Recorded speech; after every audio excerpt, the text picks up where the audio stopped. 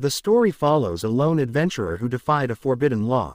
According to an ancient nobleman's diary, consuming monsters was considered a grave taboo in this world. For a human to ingest a monster meant absorbing its dark essence. The first symptom of this curse was a surge of indescribable euphoria, coupled with an immediate enhancement of physical strength. The second stage brought unbearable headaches, intense nausea, and a state of overwhelming intoxication. But the final, and perhaps deadliest, symptom was instant death upon consuming the monster's essence, or, worse yet, the transformation of the person into a monster themselves.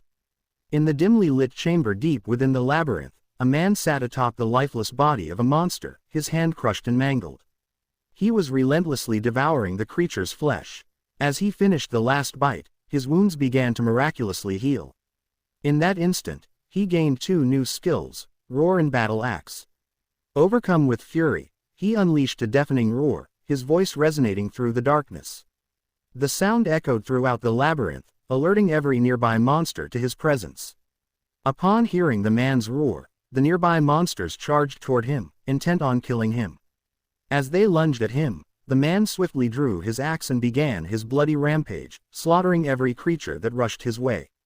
No matter how fiercely the monsters attacked, he dispatched them instantly with powerful swings of his weapon.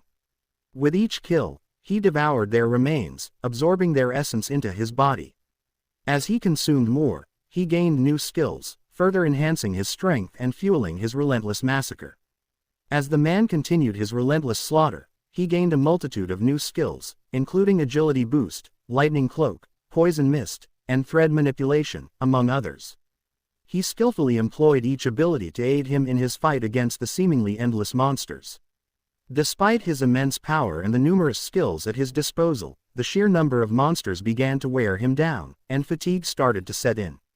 Confident he had slain enough to escape the labyrinth, he paused for a moment, only to realize that countless more monsters still surrounded him, closing in from all sides. As the man stood surrounded by the approaching monsters, he made a firm resolve. In that moment, he vowed to himself that he would kill every last one of them, escape the labyrinth alive, and return home safely, no matter the cost. In the frontier city of Bologna, a territory dotted with numerous labyrinths, one stood out among the rest, the miasma labyrinth. The very air inside it relentlessly sapped the strength of any adventurer who dared to enter. Most avoided the place, despising the constant drain on their abilities, except for one man, Rude. Rude frequently ventured into the labyrinth, unbothered by its dangers. Over time, the other adventurers began to call him the miasma scavenger, for his fearless persistence in exploring its depths. As Rude stepped into the miasma labyrinth, a sense of satisfaction washed over him. He had made it to the 6th floor, and as he surveyed the ground, he was pleased to find an abundance of miasma grass growing there. This rare herb, known for its ability to purify miasma, was an invaluable source of income for him. However, Rude reminded himself not to be greedy. He resolved to harvest only what he needed, taking just the right amount to ensure the labyrinth could replenish its supply. As Rude surveyed the miasma grass, he smiled, knowing that the harvest from the 6th floor would sustain him for about 3 days. As he continued through the labyrinth, he encountered miasma rats scurrying about. Many of the monsters in the miasma labyrinth wielded miasma and poison, which contributed to the adventurer's aversion to the place. However, these miasma and poison attacks were ineffective against Rude, who was impervious to their effects. Rude rushed toward the miasma rats, determined to eliminate them. However, as he fought, he began to struggle against the overwhelming number of rats swarming the area. Just as he was grappling with the situation, an unknown adventurer arrived and cast a fireball to help him. Unfortunately, the spell missed its target, allowing the rat to escape. Stunned and confused, Rude sat on the ground, trying to make sense of the unexpected intervention. Rude turned to the direction from which the fireball had come and saw 3 adventurers standing there. Recognizing their faces from the Adventurers Guild, he felt a surge of annoyance at their presence. At that moment, one of the 3 adventurers turned to the one who had cast the fireball and suggested that he should have aimed closer to ensure the spell hit its target. At that moment, one of the 3 adventurers extended a hand to help Rude up and apologized for the mishap. He introduced himself and asked Rude's name. Noting that Rude appeared to be struggling against the miasma rats, the adventurer explained that he and his companions had only intended to assist him in the fight. Rude, brushing off the adventurer's offer of help, got up on his own. He thanked the adventurer for his concern but requested that he be given a warning before any actions that might endanger him. Annoyed, the adventurer snapped that the reason he had shouted, "Fireball," was precisely to alert Rude before casting the spell. As they were talking, one of the three adventurers opened a door and informed the other two that the room beyond was filled with miasma grass. The other two adventurers were thrilled and excited by the news, but Rude was displeased by what he had just heard. Rude then asked why they had been secretly following him through the labyrinth and suggested they might be after his harvesting spot. One of the adventurers, looking irritated, explained that they were simply adventurers trying to make a living in the labyrinth and had coincidentally crossed paths with Rude. He added that they had merely come to his aid while saving him from the miasma rats and that Rude should be grateful for their assistance. The three adventurers glared at Rude with expressions of disgust and menace, fully aware that he was powerless to retaliate even if he was in the right. After some careful thought, Rude approached them, apologized for accusing them of following him, and thanked them for their help against the miasma rats. He understood that, despite his grievance, he had no means to confront them and thus decided to go along with the situation. Back in Bologna, at a restaurant called Full Belly, Rude was thrown to the floor by two men. One of them scolded Rude, saying that his presence in the restaurant ruined the taste of the food with his unpleasant smell. The man told Rude that he was banned from entering the establishment because Rude clearly couldn't understand how disruptive his smell was to other customers. At that moment, one of the men looked at Rude and said that a true adventurer was someone who could defeat monsters. He sneered, telling Rude that with his worthless skill, abnormal status nullification, he would never be able to become a real adventurer, no matter how hard he tried. The two men laughed loudly as they taunted Rude, who could only stand there in silence, unable to respond. Abnormal status nullification was Rude's unique ability. While it was useful for exploring the miasma labyrinth, it had a significant drawback. It did not provide Rude with the combat skills needed to defeat monsters, which are essential for any adventurer. As a result, Rude, lacking any offensive skills, was not welcomed in any adventuring party. His inability to contribute in battles and his reliance on scavenging the labyrinth's lower levels led to his being labeled as the miasma scavenger. This title reflected both his skills' limitations and his role in searching for items in the labyrinth's depths. Ultimately, Rude's ineffective skill caused him to be seen as an outcast rather than a true adventurer. At that moment, Rude reflected on his situation, feeling frustrated that, as a grown man, he still had to fight life or death battles against mere rats. He returned to his inn and lay down on his bed, troubled by the thought that he might continue to live his life as the miasma scavenger. Rude was disheartened by the realization that no one saw him as a true adventurer or respected him. Instead, he was always treated poorly. The next day, Rude arrived at the Adventurers Guild. As he entered, he thought about finding a new patch of miasma grass in a different location, as he still had some money left from the miasma grass he had sold the previous day. Noticing the unusually loud commotion in the guild, Rude wondered what was causing all the noise. Rude approached one of the staff members at the Adventurers Guild and asked if she had any good job requests or tasks to recommend. Upon recognizing him, the woman addressed him as the miasma scavenger and informed him that a new labyrinth had been discovered. Rude was stunned by the news. A newly discovered labyrinth meant it would be filled with untapped treasures and magical items. It was a golden opportunity for any adventurer, and Rude was thrilled at the prospect. He saw it as a chance to change his life and escape his current status. Rude then realized why the guild was so noisy. Everyone was excited about the newly discovered labyrinth. As he surveyed the bustling room, the woman interrupted him, noting that the price of the miasma herb, which Rude typically brought in, would begin to drop immediately.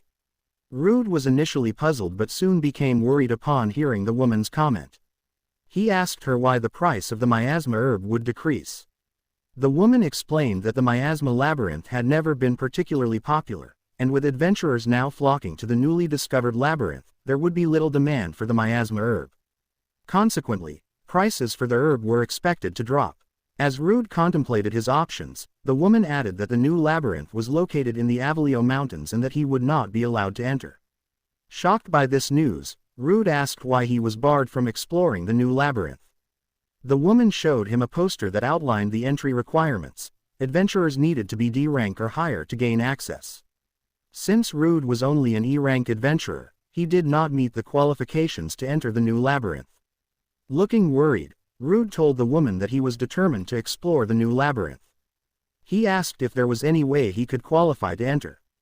The woman sighed and explained that the rules were strict, and he needed to meet the requirements to gain entry. She added that even if Rude somehow managed to get in, he would likely perish in vain due to his lack of strength and the absence of a party to support him. Without the necessary combat skills and allies, he would be left to face the labyrinth's dangers alone. Rude couldn't dispute the woman's words. She spoke the truth about his situation. At that moment, an adventurer named Bear approached from behind and suggested that if Rude was so determined to explore the new labyrinth, he should join Bear's team as a porter. Bear smiled at Rude, while Rude looked back at him with a mixture of confusion and curiosity. After a short while, Rude found himself in a carriage with Bear's team, en route to the newly discovered labyrinth. Breaking the silence, Bear turned to Rude and expressed his pleasure at having met him. He explained that he had been looking for someone to help carry materials from the new labyrinth but had struggled to find anyone.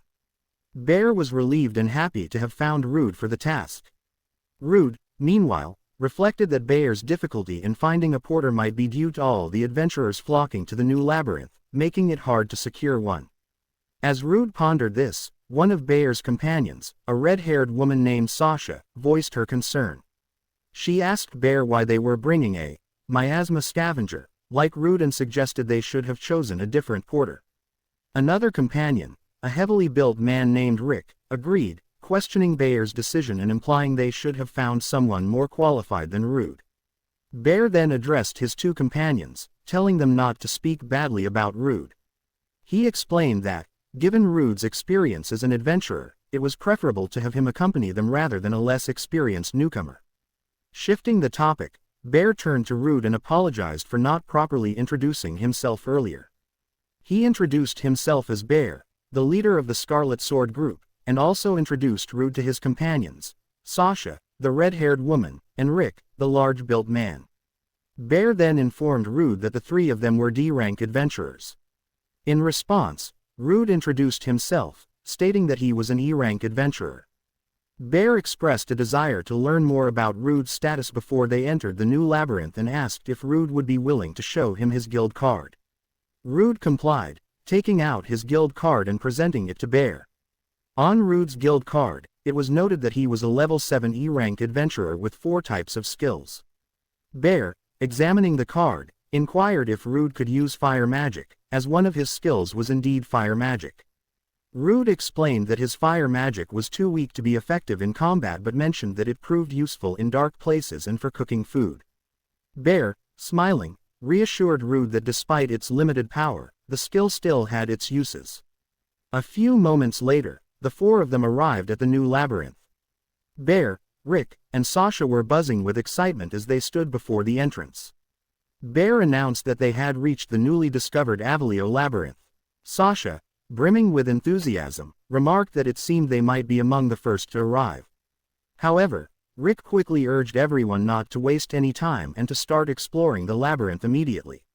As they opened the door, they were surprised to find that the labyrinth was already teeming with adventurers. Hundreds of adventurers were already inside, busy collecting loot and making the labyrinth feel crowded. Sasha, seeing the crowds, was disappointed and frustrated. She had expected to be among the first to enter the labyrinth, but it was clear they were not. Bear, noting the situation, informed his team that it appeared most of the first layer of the labyrinth had already been thoroughly explored. He warned that if they stayed in the first layer, they would likely find little to no loot. Rick reassured Sasha, telling her not to be disheartened and suggesting they should head to the deeper levels that hadn't yet been explored by other adventurers. Sasha agreed, excited at the prospect of exploring uncharted areas. Just then, Rude interrupted, pointing out that since this was a newly discovered labyrinth, it would be wiser to map out the first layer thoroughly before venturing into the deeper levels. As Rude made his suggestion, Sasha and Rick rudely interrupted him, dismissing his input and stating that they had no intention of taking advice from a porter. They added that Rude was not in a position to offer opinions. Rick further commented that this was why Rude remained an E-rank adventurer. At that moment, Bear stepped in, telling Sasha and Rick to stop criticizing Rude. He reminded them that Rude meant no harm with his suggestion and that they should consider his input. Although Bear intervened to stop Sasha and Rick's criticism, he did agree with their perspective. He told Rude that if they continued to focus on the first layer, they wouldn't achieve significant results. Bear explained that to find truly valuable and unique treasures, they needed to delve into the deeper levels of the labyrinth. After a while, the four of them reached the fourth level of the labyrinth. As they fought monsters, Rude struggled to defend himself, while the other three found it relatively easy to handle the creatures on this level. Rick, smiling, told Rude not to be intimidated by the smaller monsters. As Rude watched them, he thought to himself that Bear, Rick, and Sasha were far stronger than he was, easily handling the monsters he was struggling to fight. Rude felt overwhelmed and nervous, unable to move his hands or face the monsters effectively. He was unable to contribute to the battle or assist the others in any way. After a while, the three had successfully defeated all the monsters in the area. Sasha remarked that it was a good decision to venture to the deeper levels and added that it was a relief to find no other adventurers in their current level. Bear agreed, noting that while the monsters were not very strong, they had also discovered some treasures on the fourth level of the labyrinth. At that moment, Rick shouted at Rude, demanding that he collect the materials from the monsters Rick had defeated as well. Rude replied that he couldn't collect the materials because they were too damaged, with the monster stones shattered. Rick, visibly annoyed, insisted that Rude should still check the materials, as there might be some that were intact. Rick also reminded Rude not to slack off, emphasizing that as their porter, and being only an E-rank adventurer and a miasma scavenger, it was his responsibility to perform his duties. Although Rude was reluctant to listen to Rick, he couldn't go against him after witnessing Rick's strength in combat. Hesitantly, Rude acknowledged Rick's command and agreed to collect the materials from the monsters Rick had killed. As Rude approached one of the monsters, he saw that the creatures Rick had killed were mangled, their guts and blood creating a terrible stench. Rude wondered why Rick had been so brutal in his method of killing.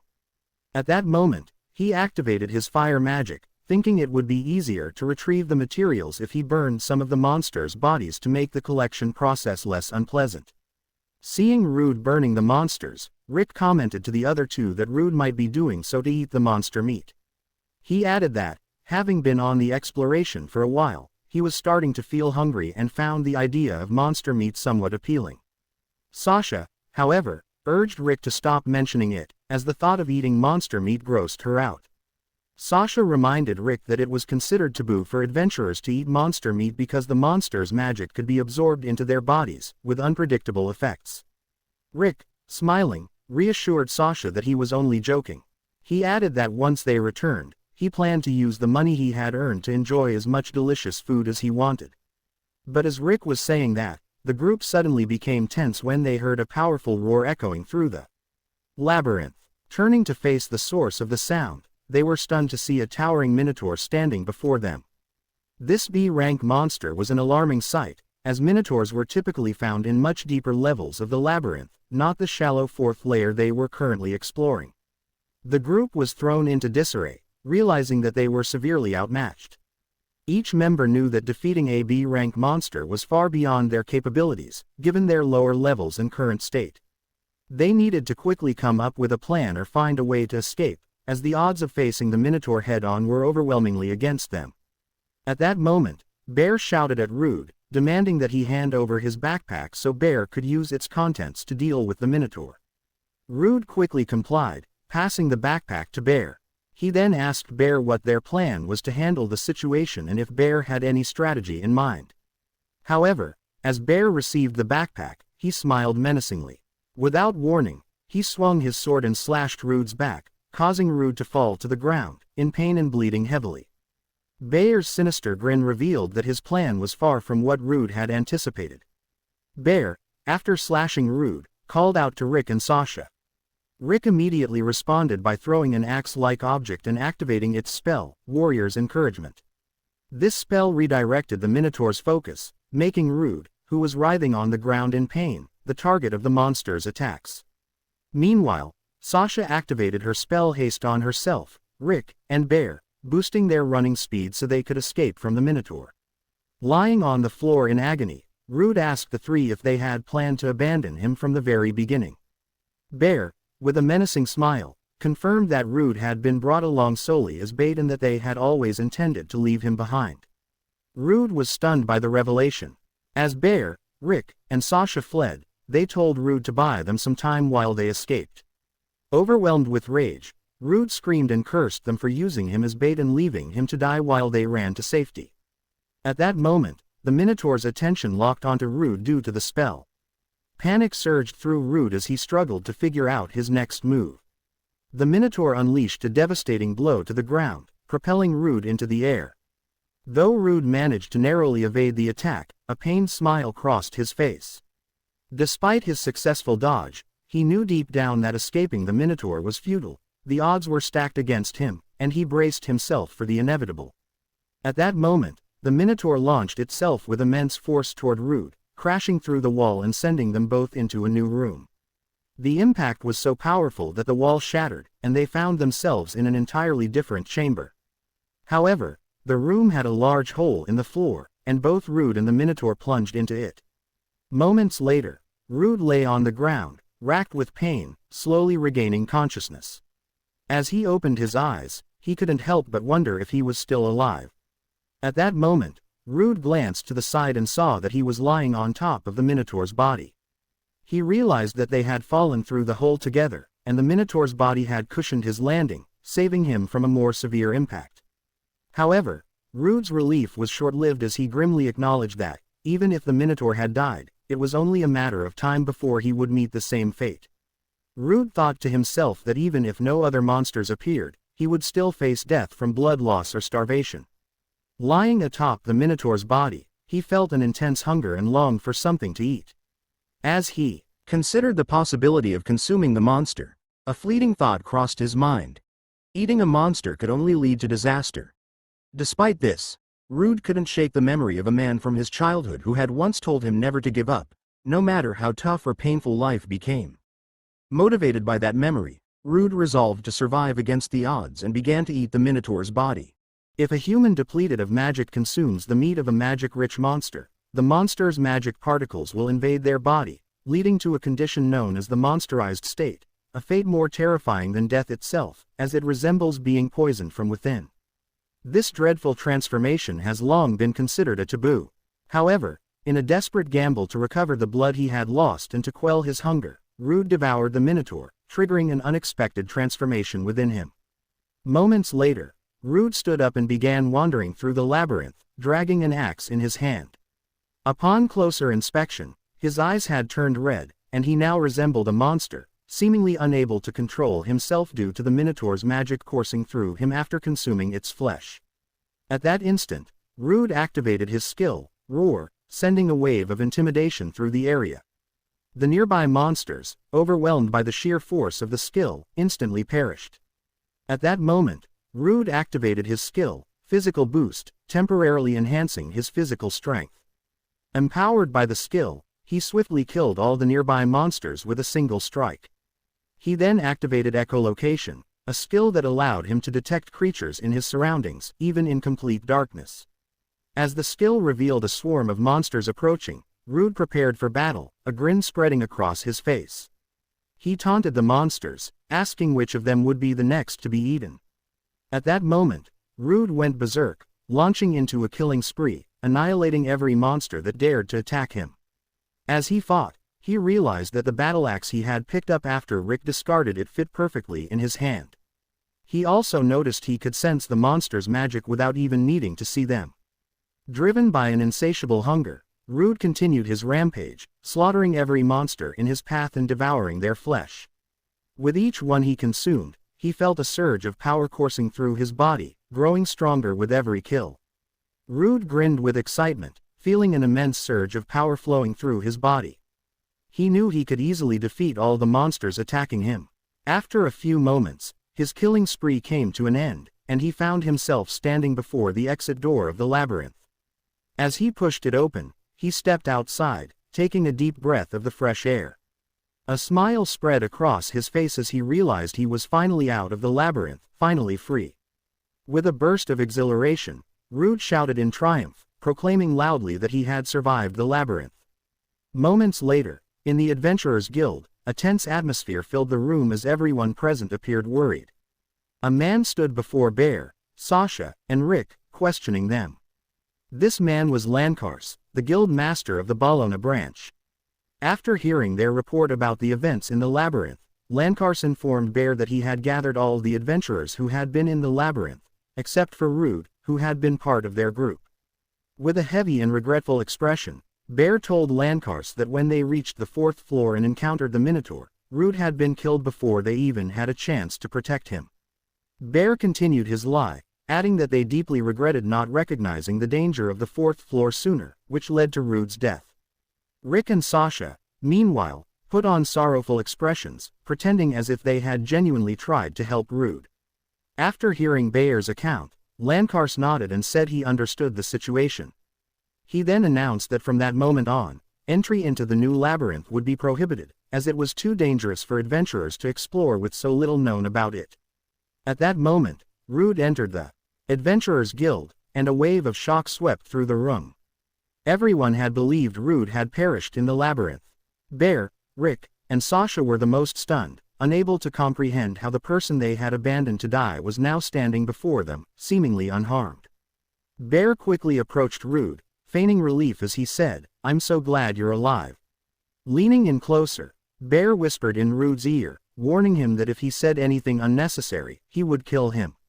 Rick and Sasha then joined Bear, smiling with exaggerated excitement as they asked if Rude was all right. Sasha added that they had tried to return for him, but the labyrinth had sealed itself, preventing any chance of helping him. Rude, however, remained silent, saying nothing in response to their lies. At that moment, Bear abruptly changed the subject and excitedly suggested that they celebrate Rude's survival of the Minotaur attack and successful escape from the labyrinth. He proposed they move the celebration to a different location, as the Adventurers Guild was not suitable for such an occasion. However, just as the group was about to leave the guild, they were stunned to find themselves unable to move. Rude seized the opportunity to speak up, declaring loudly that Bear, Sasha, and Rick had used Rick as a pawn in the labyrinth. The crowd was taken aback by Rude's revelation, while Bear, in a state of panic, frantically searched for a way to handle the situation. Bear, now visibly panicked, approached Rude and asked him to clarify what he meant, claiming he didn't understand Rude's accusations. Lankars interrupted, demanding an explanation from Rude about what he had meant when he said that Rick, Bear, and Sasha had used him as a pawn. Rude turned to Lankars and revealed that Bear had stolen his supplies and attacked him from behind. He further explained that Rick had used a skill to lure the Minotaur towards Rude, while Sasha had cast haste on everyone except Rude, allowing them to escape while leaving him behind as bait. The three accused individuals were now in a state of panic as Rude's revelations about their actions unfolded. In a state of panic, Bear turned to Lankars, insisting that they had done nothing wrong and that Rude's accusations were false. As Bear spoke, Lankars informed him that they would uncover the truth. At that moment, a woman approached them, the truth officer. The three were astonished and alarmed to see the truth officer, who rarely left the royal capital, present in the Adventurers Guild. Lankars then explained that, due to the unusually high number of deaths among the porters who had temporarily joined their party, he had called in the truth officer to investigate the matter thoroughly. The three became even more frantic upon hearing Lankars's explanation, while Rude remained calm, knowing the trouble Bear, Rick, and Sasha were about to face. The truth officer, maintaining a cold, neutral expression, examined the group and used her spell to determine who was truthful. She announced that Bear, Rick, and Sasha from the Scarlet Sword were lying, while Rude was telling the truth. The revelation shocked everyone, and Bear, now in a state of panic, desperately pointed at the truth officer and accused her of being wrong. He shouted that she didn't understand what had truly happened and that she was lying. At that moment, Lankars informed everyone that the truth officer's skill was exceptionally rare. He explained that such a skill could not be acquired later in life and was as effective as a unique skill, with no lie able to bypass it. Lankar's emphasized that nothing could be more reliable than the words of someone who had pledged their power to the country, directing a look of anger at Bear as he spoke. Bear, overwhelmed by the revelation, could only stare in panic, unable to find a response. Lankars then shouted at the three, condemning them for violating the adventurer's taboo of abandoning a comrade. He accused them of intentionally injuring their allies and using them as disposable pawns. Lankars further declared that, even if their crimes were thoroughly investigated, it was certain their adventurer qualifications would be revoked and they would be reduced to slavery. Sasha screamed in fear at the prospect, while Rick stood in stunned disbelief, unable to process the gravity of their situation. Upon hearing Lankars's words, Bear clenched his fists and muttered quietly that he refused to believe someone like him could become a slave. His gaze turned to the truth officer with anger as he thought that if she hadn't been present, they might have escaped the consequences.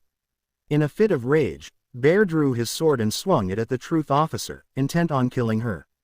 The onlookers were shocked by the sudden violence, but just as Bear was about to strike, Rude intervened, stepping between them and blocking the attack with his own sword. With a fierce look of anger, Rude told Bear that he should not dare to harm the truth officer. Bear was stunned that Rude had managed to block his attack. In retaliation, Rude threw a powerful punch that sent Bear flying backward. The force of the punch was so immense that Bear crashed through the wall of the Adventurers Guild and was propelled a considerable distance away. Rick and Sasha watched in shock, unable to comprehend the extent of Rude's power. Meanwhile, Rude stood confidently, clearly satisfied with his decisive action against Bear. A short while later, in the Adventurers Guild reception room, Rude and Lankars were conversing. Lankars apologized to Rude for any inconvenience, noting that he might be tired after everything that had happened in the labyrinth. Rude assured the guild master that he was fine and then inquired about the fate of the other three. Lankars explained that they would be taken into custody by the staff and subjected to interrogation. He added that if it was confirmed they were repeat offenders who had used their porters as bait, the members of the Scarlet Sword would forfeit all their possessions and adventurer qualifications, and would be reduced to slavery.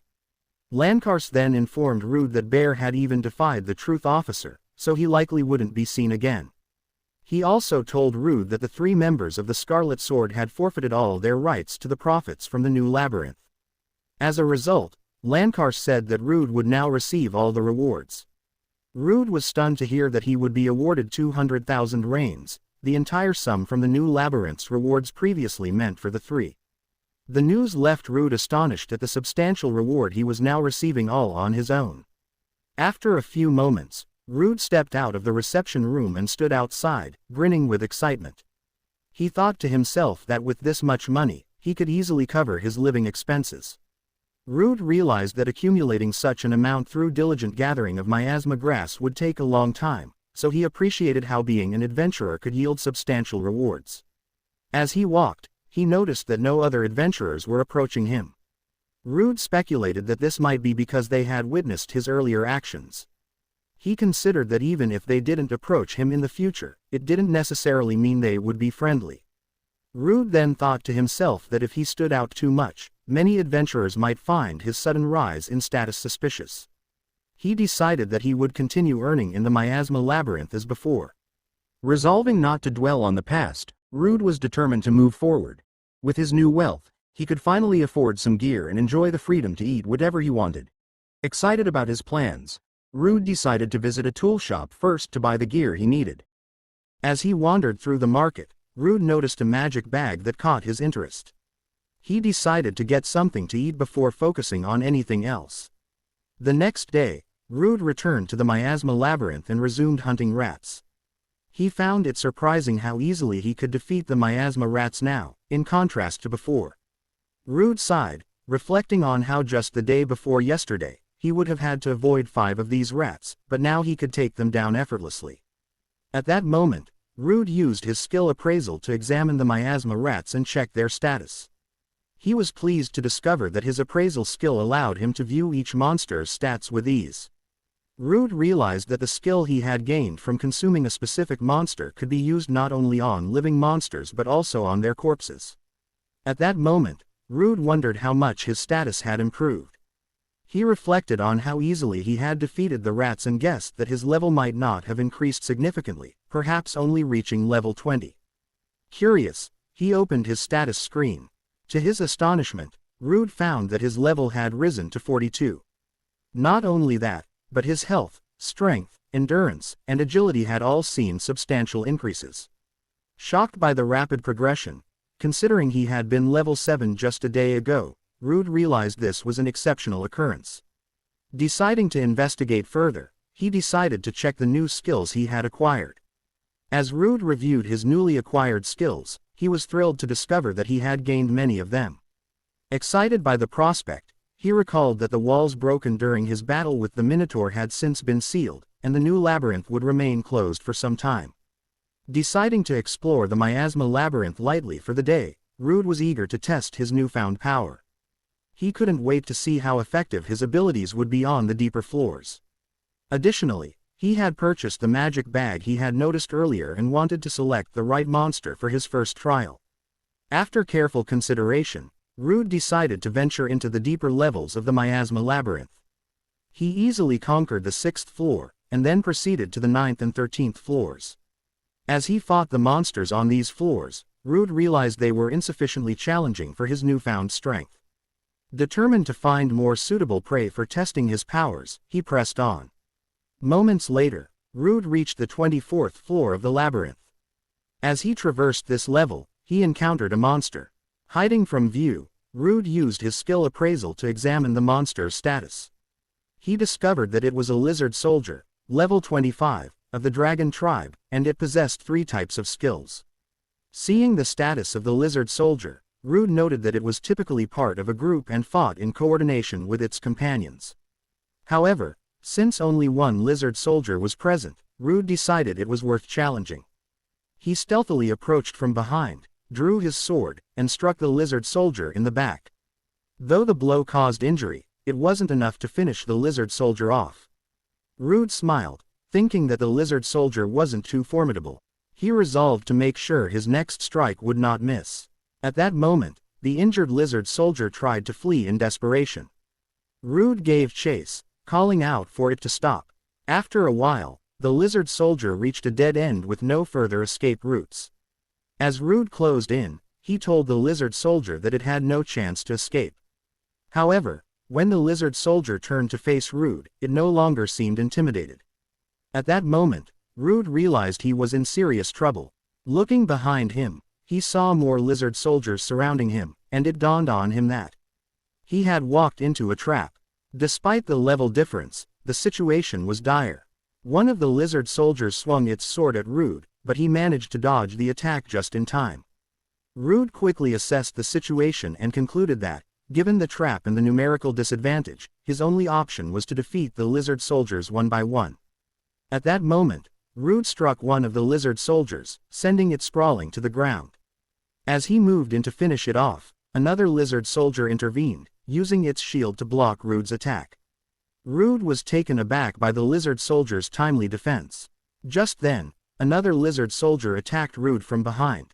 However, Rude managed to evade the incoming strike with quick reflexes.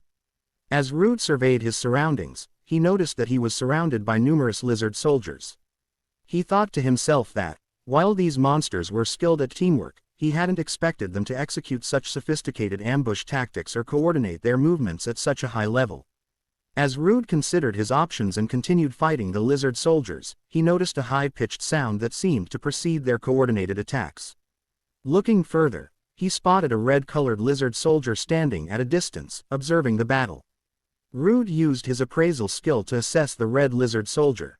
He discovered that it was a general lizard, level 32, belonging to the beast species. Among its many skills, the most notable was command, which allowed it to direct the other lizard soldiers according to its will. Rude smiled with excitement as he realized he had identified the leader of the lizard soldiers.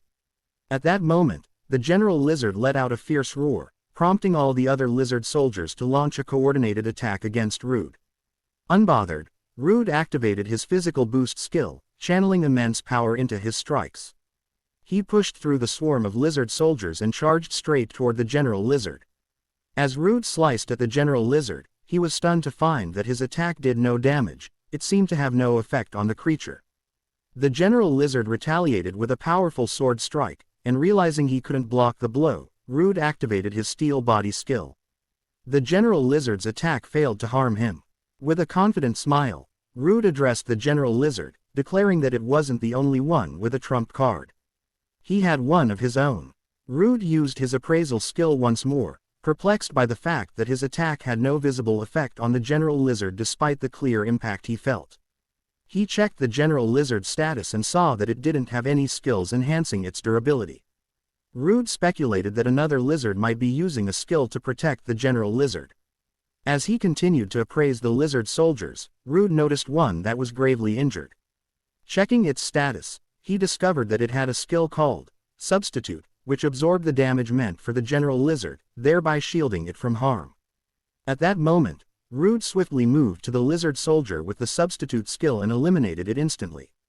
With its protection gone, the General Lizard was thrown into a state of panic, realizing it could no longer withstand Rude's attacks. Roaring in frustration, the General Lizard ordered all the remaining lizard soldiers to attack Rude simultaneously.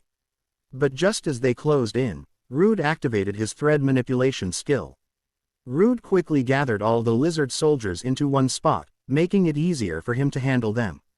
He then cast his spell, ensnaring the lizard soldiers in a trap that immobilized them completely.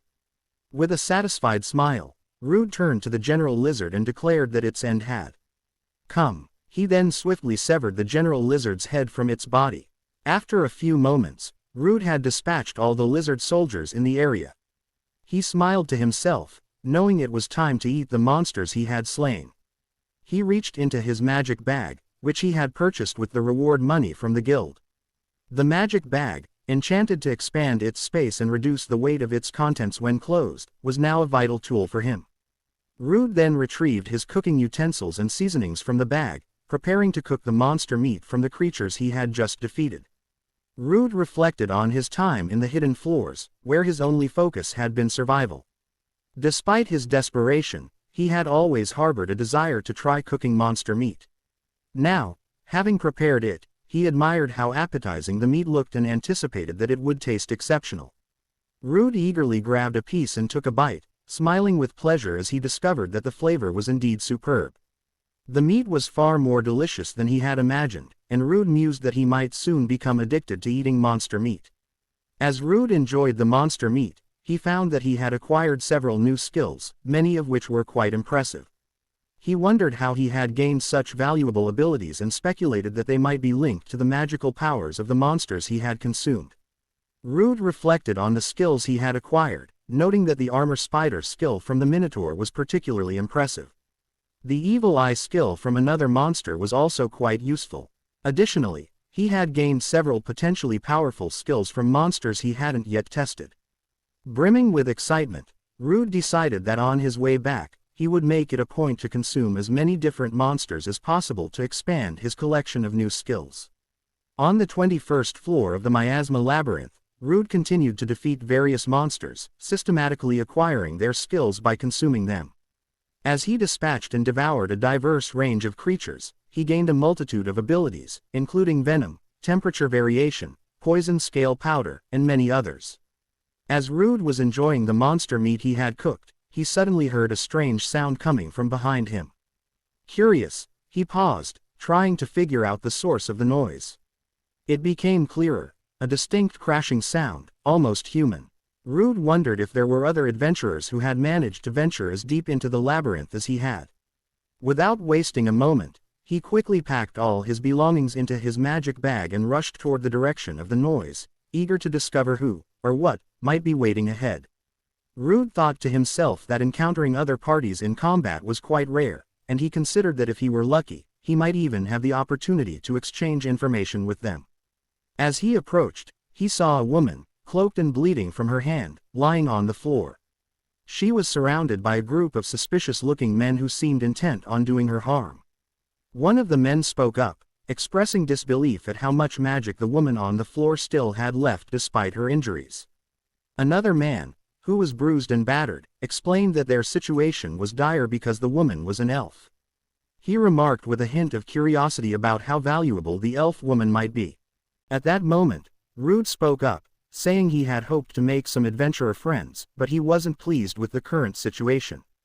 The men were taken aback by his voice, but Rude continued, admitting he didn't know the full story, yet couldn't just stand by and watch a woman being attacked. The man who seemed to be in charge asked Rude who he was, to which Rude replied that he was an adventurer. The elf woman then shouted at Rude, urging him to leave, warning him that the men surrounding her were adventurer hunters. Rude was momentarily surprised upon hearing the woman's warning. He had always heard that adventurer hunters were high-ranking adventurers. Curious, he used his appraisal skill to check their status, but to his surprise, he couldn't access any information. This made him wonder if they were using concealment skills or perhaps a counter-magic tool. Just then, the leader ordered his men to take Rude down immediately. Without warning, one of them lunged at Rude, swinging his sword with deadly intent. Rude was shocked by the man's speed but managed to block the attack just in time. As they fought, the man remarked that Rude was holding up pretty well against him. Rude, unfazed, retorted that it was only because the man was weak. Enraged, the man shouted that he was not weak and began attacking Rude with increased ferocity, vowing to smash Rude's head. In that moment, Rude activated one of his skills, Venom, and spat it directly onto the man's face. The man screamed in pain as the venom burned into his skin, writhing in agony on the ground. Everyone was stunned by what they had witnessed. They couldn't believe Rude had the ability to spit venom and began to think of him as something more akin to a monster. Rude reflected that his fighting style was reckless, completely unlike that of a typical adventurer. But for someone as weak as him, survival meant using any means necessary to defeat his enemies. At that moment, the man who had been sprayed with venom lay dead on the ground. The leader, witnessing this, realized that Rude possessed a rare skill, poison, and quickly understood they had underestimated him. Determined not to make the same mistake, the leader ordered his men to charge at Rude all at once, hoping to overwhelm him and prevent any chance of escape. As they attacked him relentlessly, Rude dodged their strikes, thinking that if he paused for even a second, he would be killed instantly. He couldn't afford a single mistake. While retreating for just a moment, the leader seized the opportunity and unleashed a devastating blow. At the last second, Rude activated his steel body skill, hardening himself to block the powerful attack, narrowly avoiding serious harm. Rude was sent flying backward from the leader's powerful kick.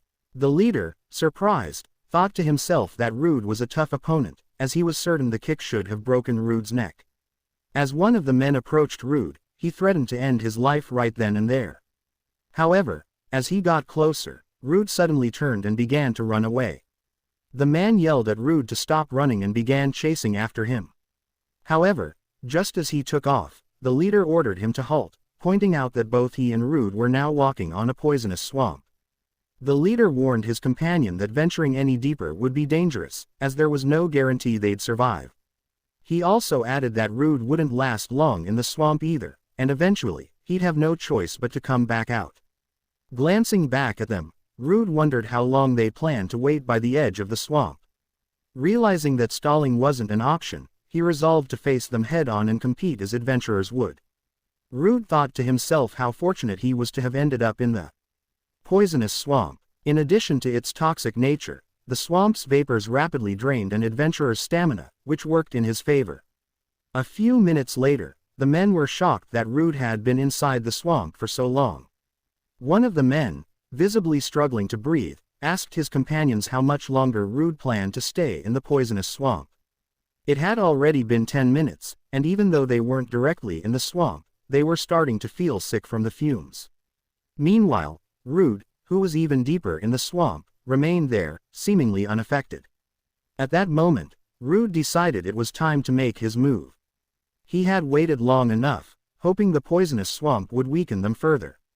However, he realized that if he delayed any longer, it would only worsen the elf woman's condition, as she was seriously injured. Approaching the group, Rude asked how they were faring after being exposed to both the poison and the swamp's magic, and if they were feeling rough. One of the men sneered, commenting that Rude had finally emerged from the swamp and had caused them a lot of trouble. Rude calmly replied that, unfortunately for them, he was unaffected by any status abnormalities, so he couldn't really understand just how much pain they were in. The leader was taken aback upon realizing that Rude possessed a status nullification skill and had tricked them. He immediately shouted for his men to attack and kill Rude right then and there.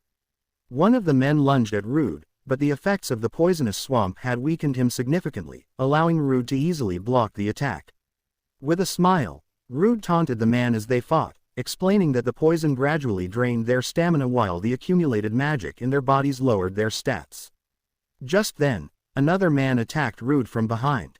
However, Rude activated his steel body skill, and the man's sword failed to inflict any damage, leaving him shocked at what had just happened. Seizing the opportunity, Rude then unleashed another skill, Lightning Cloak, swiftly defeating both attackers in one move. One of the men, barely able to breathe, shouted at Rude and prepared to attack again.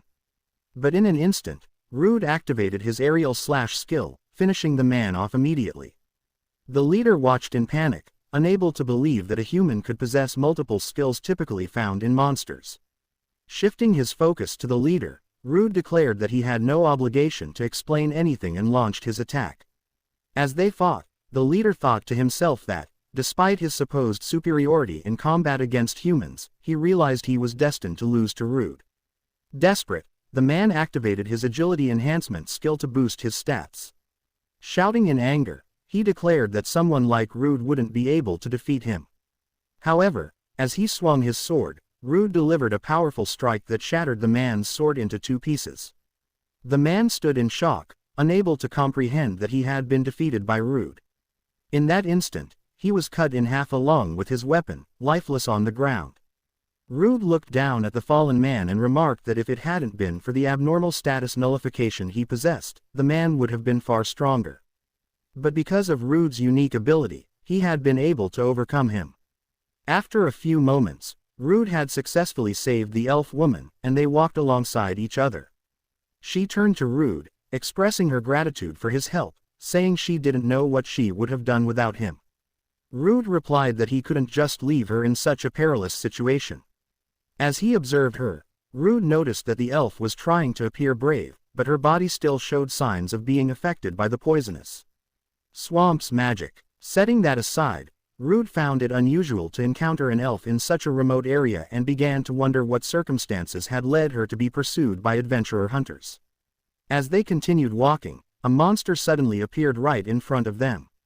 Using his appraisal skill, Rude identified the creature as the Mosfa's Great, the leader of the Moths, a level 37 monster.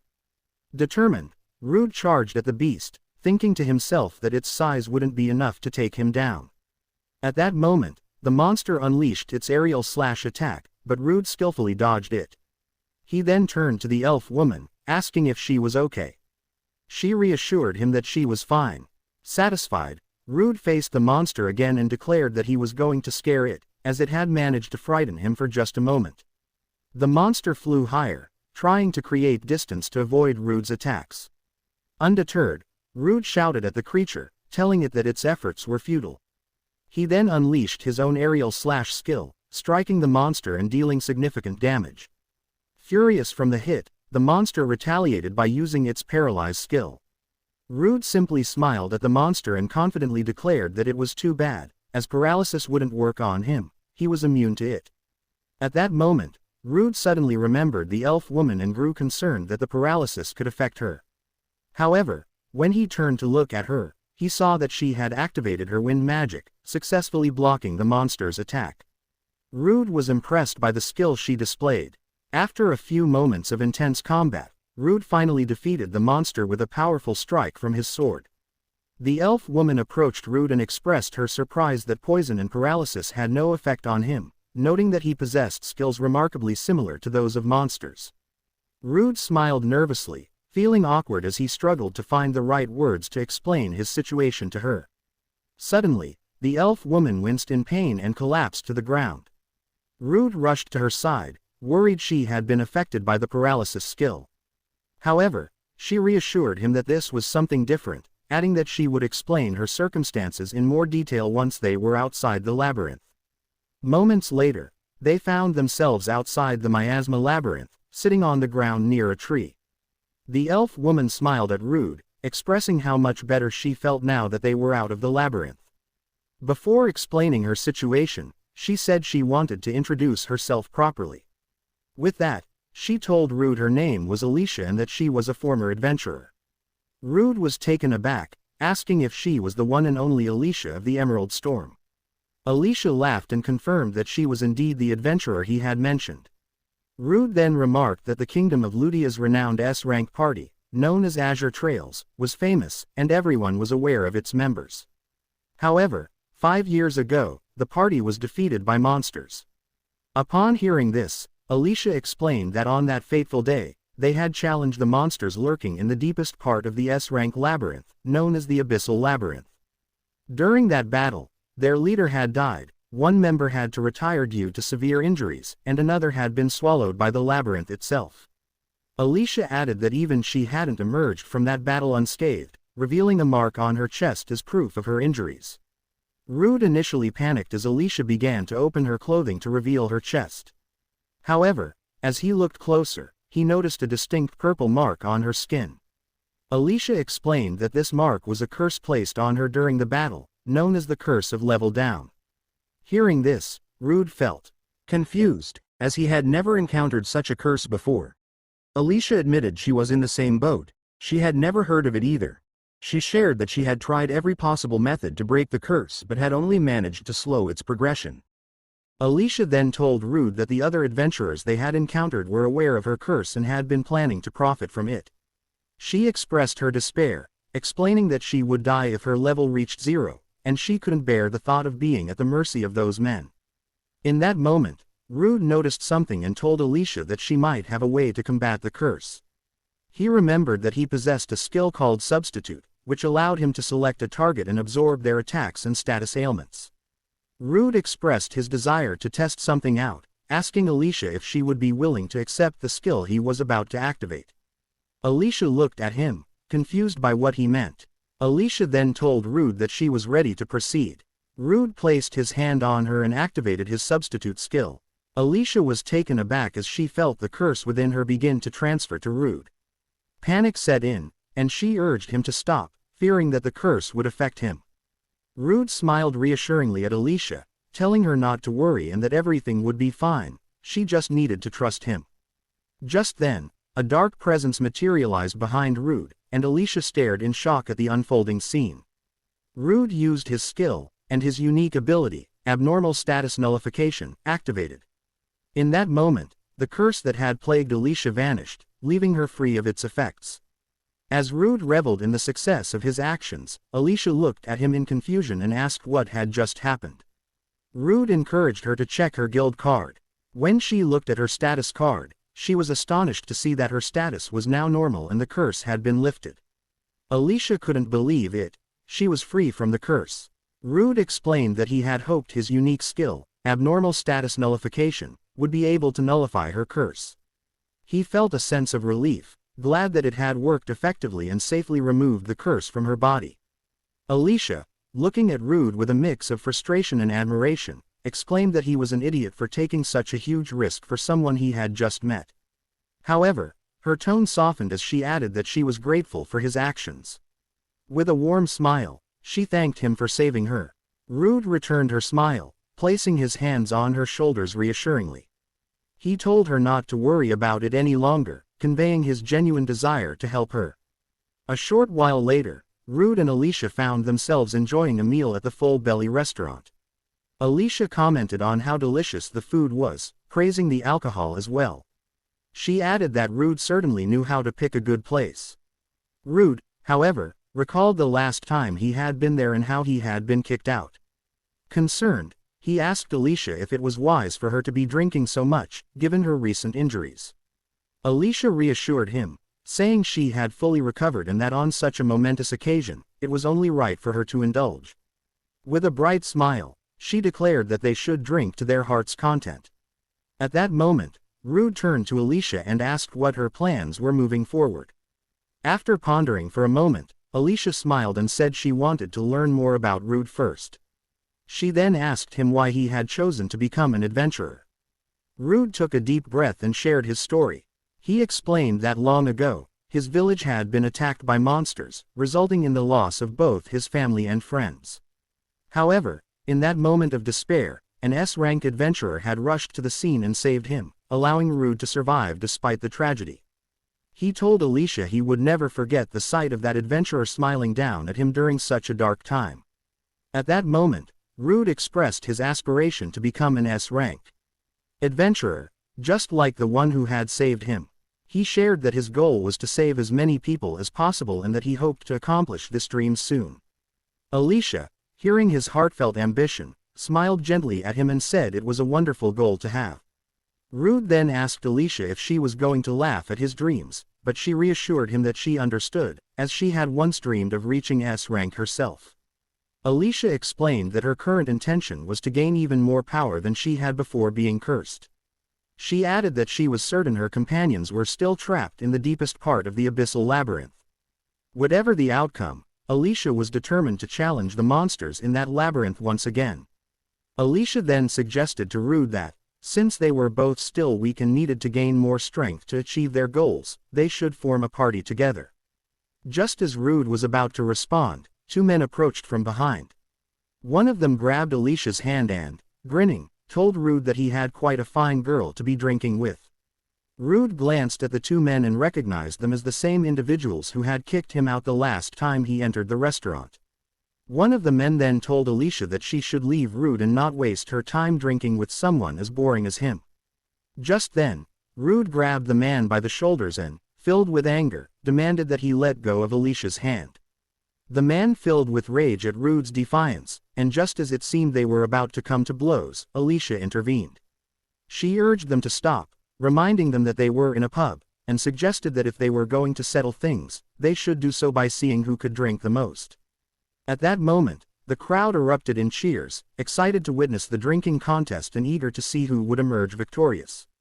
They drank, and before long, both men were too intoxicated and passed out. Alicia, on the other hand, stood tall and unwavering. At that moment, the cheers erupted as the winner was declared, Alicia. She and Rude exchanged glances and raised their thumbs in celebration, relishing their victory in the unexpected showdown. After a while, Rude and Alicia found themselves standing in a corner of the restaurant. Rude complimented Alicia, saying she had done exceptionally well, especially considering how much she had already drunk before the contest. With a slightly dazed expression, Alicia replied that she could hold her own because Rude was her benefactor. She added that she would never stoop so low as to remain idle while he was being ridiculed by the two men. Just as she finished her sentence, the effects of the drinks took hold, and she dozed off, collapsing into Rude's arms. Smiling at her, Rude activated his skill, Substitute, transferring all of her drunkenness to himself. Alicia suddenly woke up, no longer feeling the effects of drunkenness. Rude explained that he had transferred all of her intoxication to himself, leaving her sober. Excitedly, Alicia grabbed Rude's hand and exclaimed that he had first transferred her curse and now her drunkenness, marveling at the wonderful skill he possessed. She insisted that they should definitely form a party together. After a moment, Alicia suggested they celebrate by drinking more, now that she was sober. However, Rude gently reminded her to drink in moderation. Alicia, feeling disappointed, turned to the owner of the restaurant and expressed her sadness about not being able to try any of the special dishes. The owner explained that monsters had taken up residence in the Barnama's fishing grounds, and although he had sent a request to the guild for assistance, all the top adventurers were already deployed elsewhere. As a result, he couldn't prepare any of the special dishes due to a lack of ingredients. At that moment, he asked Alicia and Rude if they would be willing to take on the request to handle the monsters at the Barnama's fishing grounds. The next day, Rude and Alicia found themselves at the Barnama's fishing grounds, filled with excitement and intrigue as they took in the surroundings. Alicia turned to Rude and said they should defeat the monsters as quickly as possible so they could return to the restaurant and enjoy the special dishes. Rude nodded in agreement, eager to accomplish their mission and savor the delicious food waiting for them. At that moment, Rude spotted something moving beneath the water's surface and felt a surge of excitement as he realized they had found the monster the owner had mentioned. However, both Rude and Alicia's expressions shifted to concern as they noticed that they were now surrounded by numerous monsters lurking in the water. In that moment, Rude activated his appraisal skill to identify the monsters surrounding them.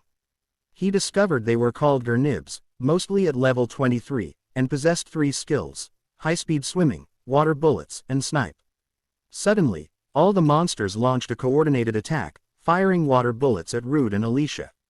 Rude struggled to dodge their onslaught, as the small boat offered little room to maneuver, making it difficult to evade the incoming projectiles.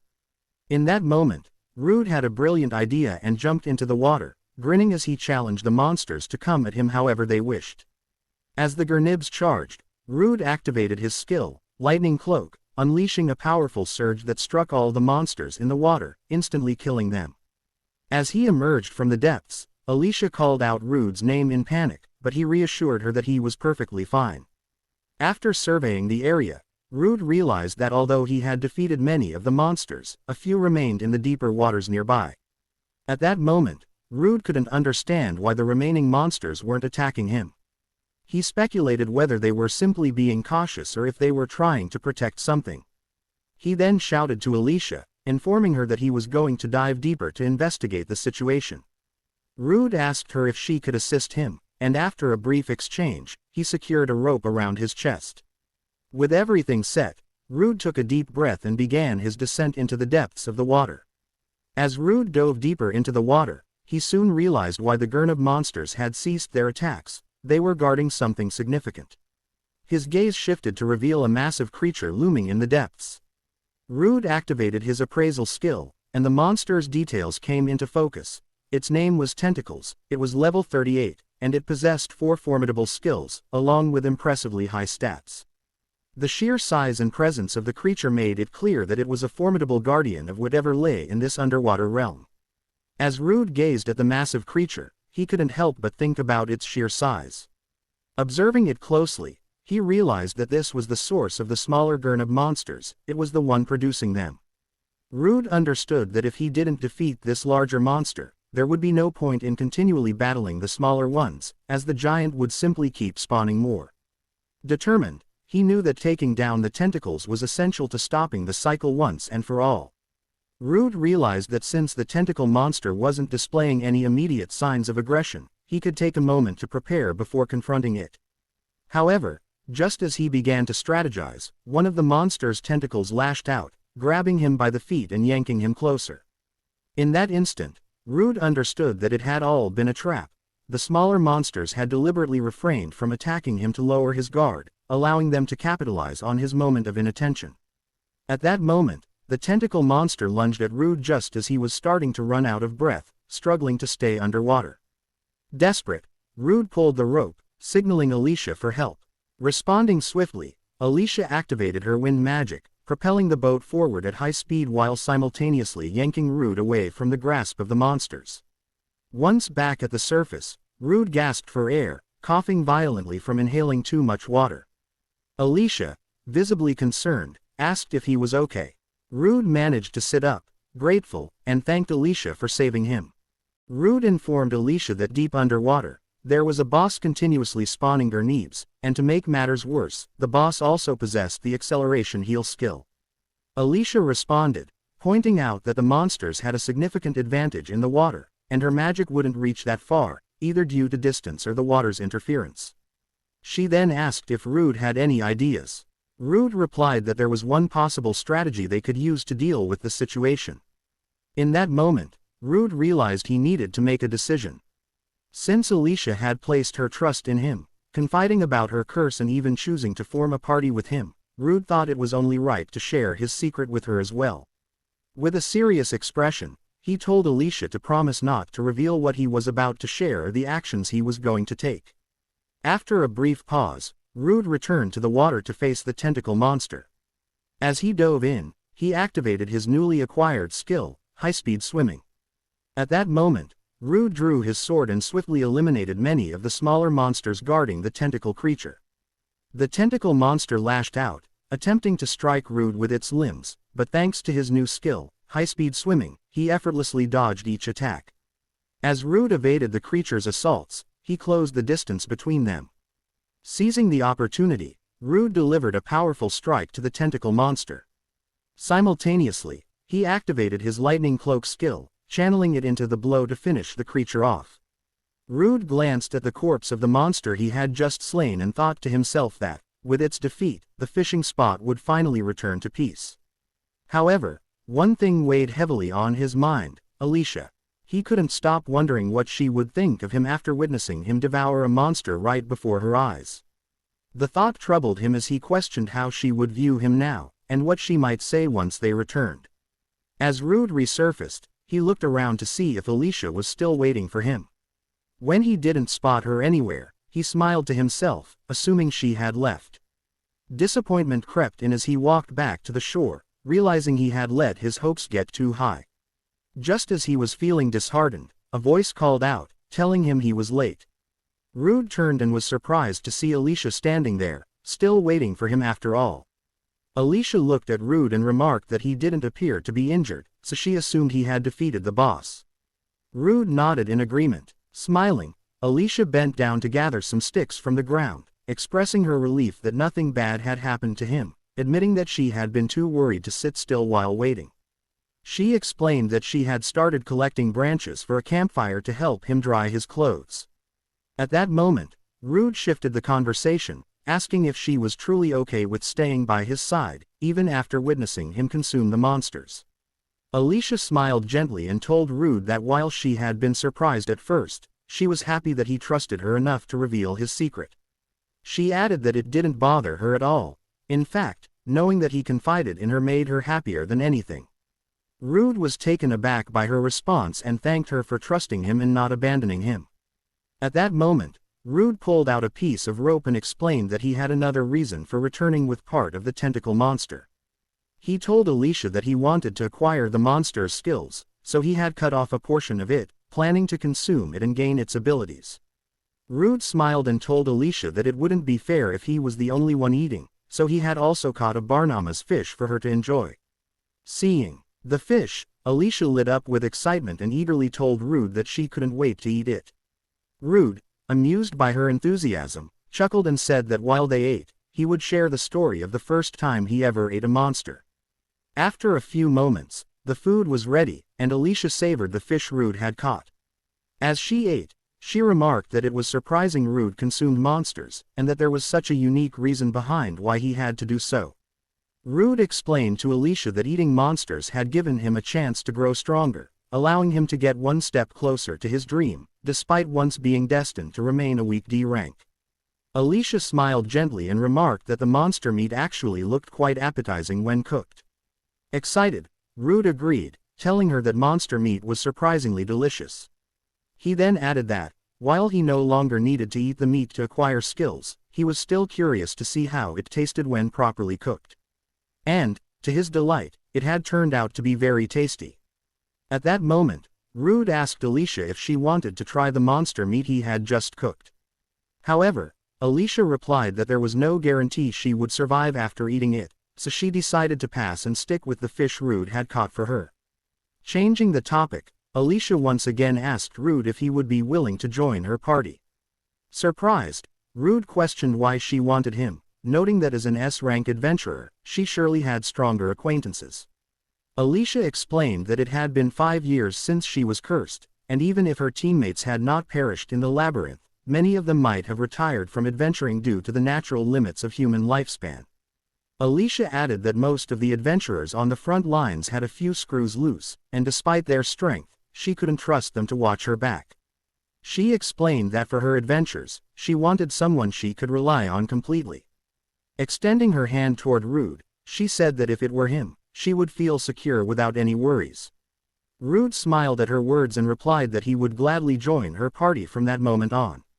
Outside the Adventurers Guild, Alicia shouted with excitement, telling Rude that they needed to get ready for their first job as a party. Rude replied that, as an E rank, he doubted they would receive any significant requests. Alicia acknowledged his concern but insisted that they should first register as a party at the guild. With her S-rank status, she believed they would have access to bigger job opportunities. Inside the Adventurers Guild, Alicia and Rude approached the counter and informed the receptionist that they wanted to register as a party.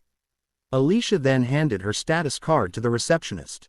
The receptionist was taken aback when she saw Alicia's card, realizing that she was an S-rank adventurer and a member of the Emerald Storm. As she reviewed Alicia's and Rude's cards, she asked Alicia why she would want to team up with someone like Rude, who was just a miasma scavenger. Alicia shot the receptionist an irritated look, causing her to immediately halt her questions and acknowledge that she understood Alicia's point. Alicia then explained that she wanted to rank up and asked the receptionist what requirements Rude still needed to fulfill in order to achieve that. After checking Rude's details, the receptionist informed them that Rude had accumulated enough achievements, the only thing he lacked was a solid battle record. Upon hearing that, Alicia asked the receptionist to provide the highest difficulty subjugation request that she and Rude could take on together to help Rude increase his battle record. The receptionist confirmed that she had a suitable job for them. A short while later, Rude and Alicia found themselves near Verona, tasked with exterminating a pack of wolves in the area. Rude used his appraisal skill on the creatures and identified them as gray wolves, all at level 11. Activating his stealth skill, he maneuvered behind the gray wolves and effortlessly slashed each one with his sword. While engaged in battle, Rude instructed Alicia to manage the reinforcements of the gray wolves while he focused on those in front of him. She agreed with his plan, ready to take on her part. At that moment, Alicia activated her unique skill and called upon Sylphid, her spirit magic, asking for a boost in power. Rude watched in awe as Alicia unleashed her ability, Great Wind, creating a powerful gust that sliced through all the charging monsters in a single strike, eliminating them instantly. Shocked by the sheer magnitude of Alicia's power, Rude thought to himself that there was no way anyone could dodge such a devastating attack. Alicia then remarked that she hadn't even unleashed her full strength yet, despite having the curse lifted. Rude, feeling a mix of admiration and anxiety, couldn't help but imagine the kind of devastation she could unleash if she fully regained her power.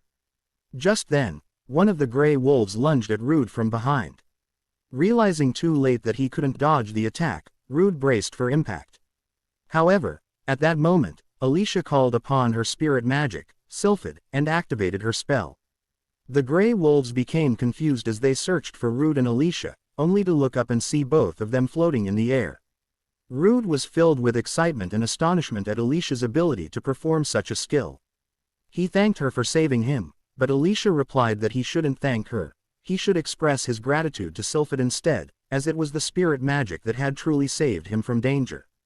Alicia shifted her gaze toward the gray wolves and warned Rude not to let their guard down, even though the wolves were of low level. She pointed out that she could see 5 more gray wolves lurking in the bushes nearby. Alicia cautioned Rude that there might be many more hiding behind the foliage beyond those they had already spotted, urging him to be careful. Determined to help, Rude responded that it was his turn to locate the hidden gray wolves. He activated his skill, echolocation, to sense the positions of the wolves concealed in the underbrush. As he focused, Rude realized with alarm that there were still around 30 gray wolves alive and waiting just out of sight. Knowing there were still many gray wolves lurking, Rude smiled confidently, certain he could take them all down easily. He called out to Alicia, instructing her to attack the areas he pointed out, and she readily agreed. As Rude directed her, Alicia began using her skill to slice through the designated spots. Rude thought to himself that while his skill, echolocation, lost precision in open spaces, Alicia wouldn't be able to accurately target multiple areas at once either. However, if they coordinated their attacks from the sides, they could herd the gray wolves into one spot, making it much easier for Rude to eliminate them all with a single strike. Once Alicia finished her task of herding the gray wolves together, Rude descended and activated his skill, Paralyzing Breath, which incapacitated all the wolves. With them immobilized, he easily dispatched them one by one. A few moments later, Rude calculated their success and discovered that he and Alicia had killed a total of 52 gray wolves. Alicia expressed her disbelief at encountering so many in a single day, while Rude suggested that the population of gray wolves might have increased significantly recently. Rude then asked Alicia if the magic she had used earlier was spirit magic, to which she confirmed it was. She explained that she could harness magic by borrowing power from the spirits that exist in nature. Although spirits are generally present everywhere, they don't always reveal themselves. Alicia elaborated that to access the spirits' power, one must offer magic as compensation. She added that she could still cast powerful spells even with a limited amount of magical energy. As Rude had witnessed earlier, she could even perform remarkable feats, such as floating in the air. Rude told Alicia that he had never encountered wind magic that strong before. Just as he was speaking, the spirit playfully approached him, grabbed his hair, and began tugging on it for fun. While the spirit seemed to enjoy itself, Rude was in pain, desperately telling the spirit to stop pulling his hair. Alicia, on the other hand, was laughing at the amusing sight of Rude and the mischievous spirit. She explained that Sylphid loved to play pranks, which was why she was tormenting Rude. Noticing the sky was growing darker, Alicia decided it was time to head home. She activated the power of her spirit, and both she and Rude began to float. Alicia informed Rude that they would fly back together today. As they soared through the air, Rude exclaimed that this was the best feeling he had ever experienced. Rude then asked Alicia what other types of magic she could use. Alicia explained that, in addition to wind magic, she specialized in water, ice, light, and earth magic. However, she noted that spirits of darkness and fire were not a good match for her. Alicia elaborated that if a spirit had poor compatibility with a user, it could demand an enormous amount of magical power or, in the worst case, might refuse to lend any power at all. Hearing this, Rude remarked that Sylphid must have a strong affection for Alicia since she didn't have to expend a large amount of magic to activate her skills. Alicia nodded in agreement with Rude's observation. As they flew, Rude spotted smoke rising from a village ahead and alerted Alicia to the situation. Upon their arrival, they saw that many of the houses were engulfed in flames, and the villagers were in a state of panic. The chaos was caused by a single monster known as the Baphomet. The adventurers in the village were overwhelmed, unsure of how to respond. They had assumed that only gray wolves were lurking nearby, so encountering such a powerful monster left them utterly shocked and disoriented. At that moment, the Baphomet summoned its weapon, a spear, and hurled it directly at the two adventurers present in the village. Just as the spear was about to strike, Rude swiftly used his water bullet skill to divert its trajectory, causing it to veer away from the adventurers. The Baphomet, annoyed by this unexpected interruption, glared at Rude with a simmering fury. Just then, Alicia approached the adventurers and asked if they were all right.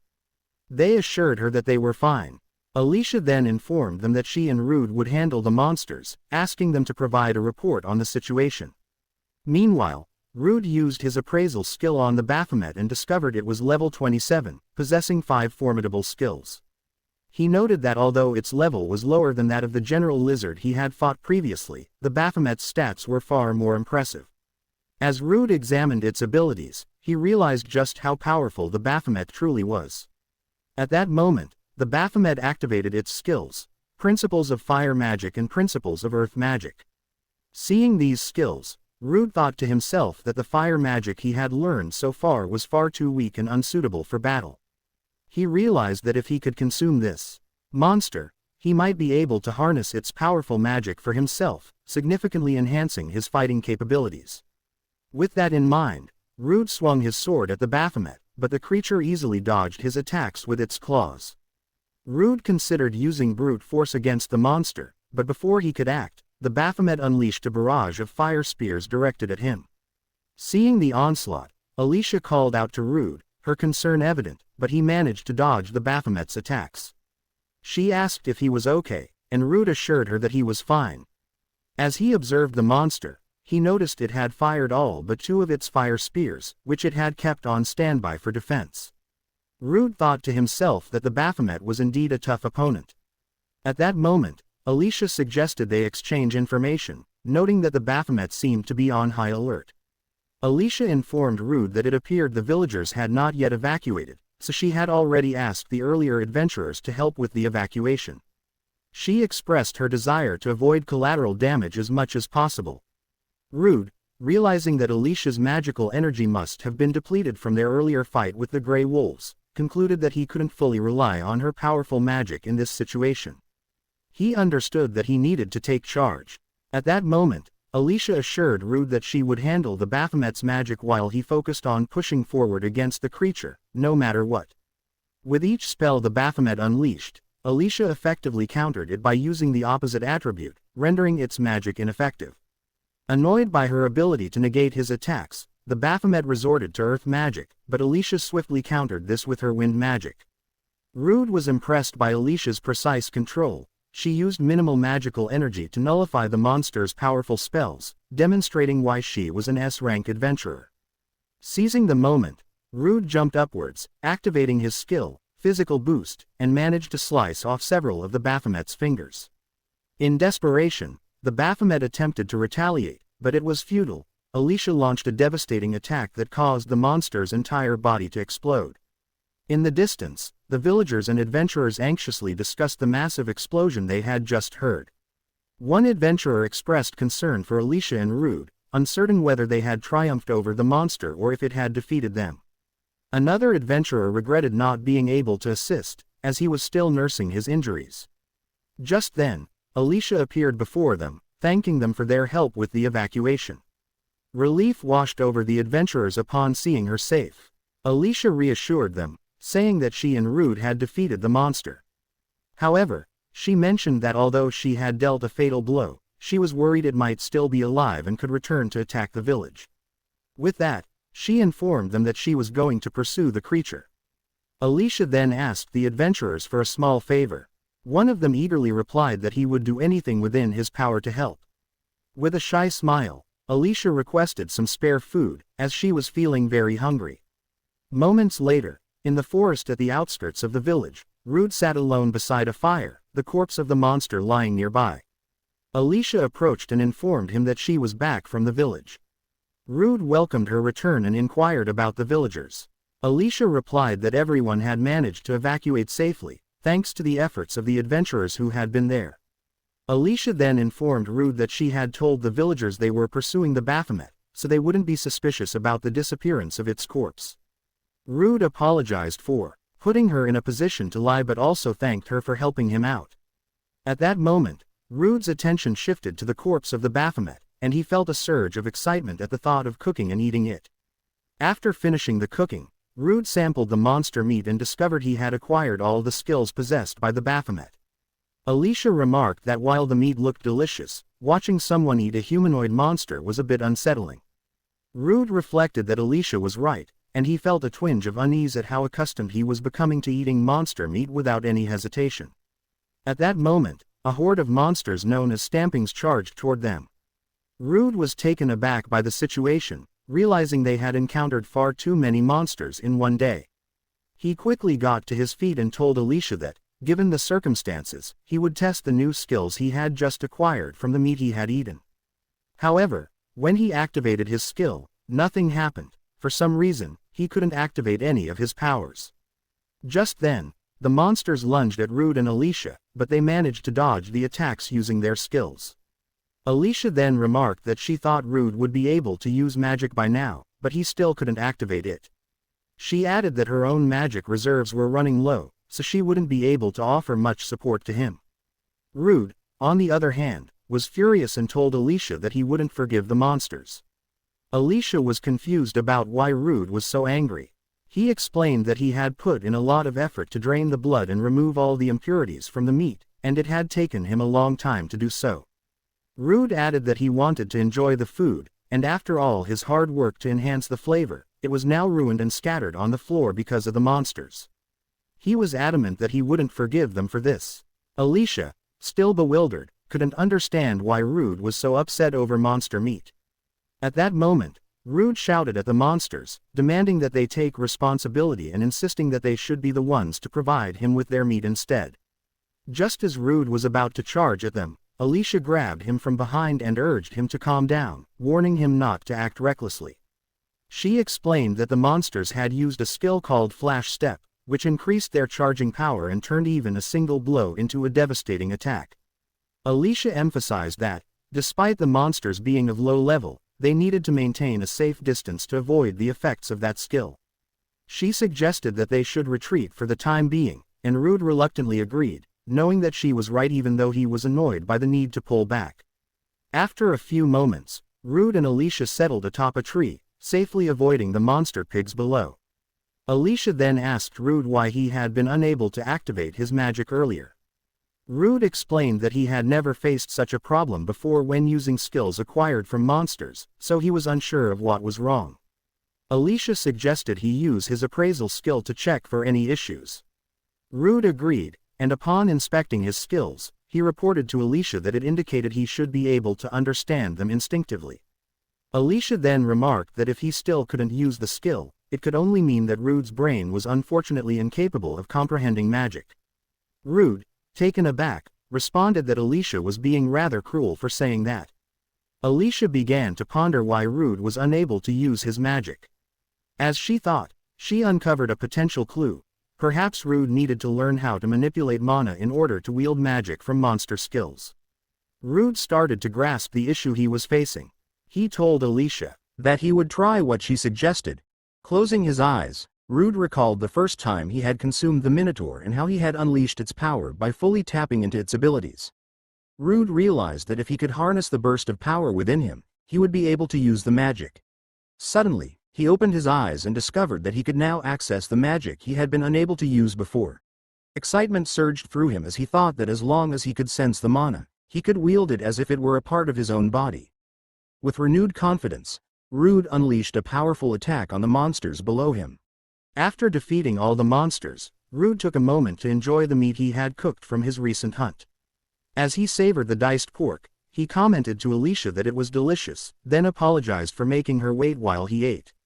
Alicia assured him it was fine, adding that she understood it was necessary for him to replenish his energy. She then explained that to use his magic skills effectively, he needed to draw from his mana rather than pure magic power. Observing that his mana seemed untouched despite his recent attacks, Alicia thought that Rude might be able to use his abilities continuously without exhausting his reserves. Rude nodded in agreement and explained to Alicia that when he felt mana coursing through his body, he immediately understood how to activate his skills. He went on to suggest that if mana could replace magic power, it might be possible for him to enhance his body or even his weapons using mana. Rude then shared that among adventurers, many chose to focus on developing their magic power, with some using it actively in combat.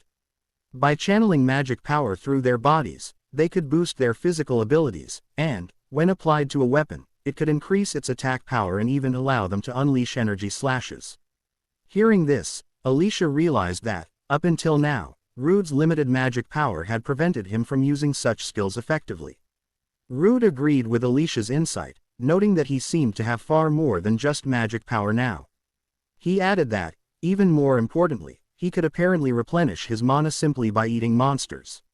As he said this, he took a bite of meat from the monster he had just slain, and a message appeared, notifying him that he had acquired the skill Flash Step. Observing this, Alicia considered that Rude was able to absorb mana through food and even store it within his body. However, as she thought this over, her attention shifted, and she found herself distracted by the enticing aroma of the monster meat Rude was enjoying, her mouth beginning to water. Noticing Alicia's gaze and the hint of drool as she watched him eat, Rude asked if seeing him enjoy the meal had made her hungry too. Alicia began to reconsider her options and was about to respond when a massive explosion erupted right beside them. Shocked, both turned toward the source, and as the smoke cleared, they found themselves face to face with a colossal monster. Recognizing the threat, Rude told Alicia that the boss had arrived. At that moment, the monster launched a rapid, powerful attack, surprising them both with its speed. Reacting quickly, Rude activated his newly acquired skill, Flash Step, and in an instant, he scooped up Alicia and dodged the monster's attack just in time. Alicia thanked Rude for saving her, but as she did, she couldn't shake the thought of how, just as she sensed something approaching in the distance, the boss monster had suddenly appeared right in front of them. She wondered what was going on, questioning why such a powerful monster would be in this area, especially since they weren't in a labyrinth. Meanwhile, Rude was fuming. His food had been completely destroyed again, marking the second time that day. Frustrated, he pointed at the boss monster in anger, shouting for it to stop interfering with him and his food. Alicia, amused, remarked to Rude that, if nothing else, the monster might make for a delicious roast itself. Rude, however, disagreed with Alicia's suggestion, noting that the boss monster had a fire-resistance skill and wouldn't be bothered even if the oil on its body ignited. Checking the monster's stats, Rude observed that, despite having only 2 skills, Flash Step and Fire Resistance, its overall stats were quite high. Determined to end the fight swiftly, Rude activated his skill, Principles of Earth Magic, and launched an attack at the monster.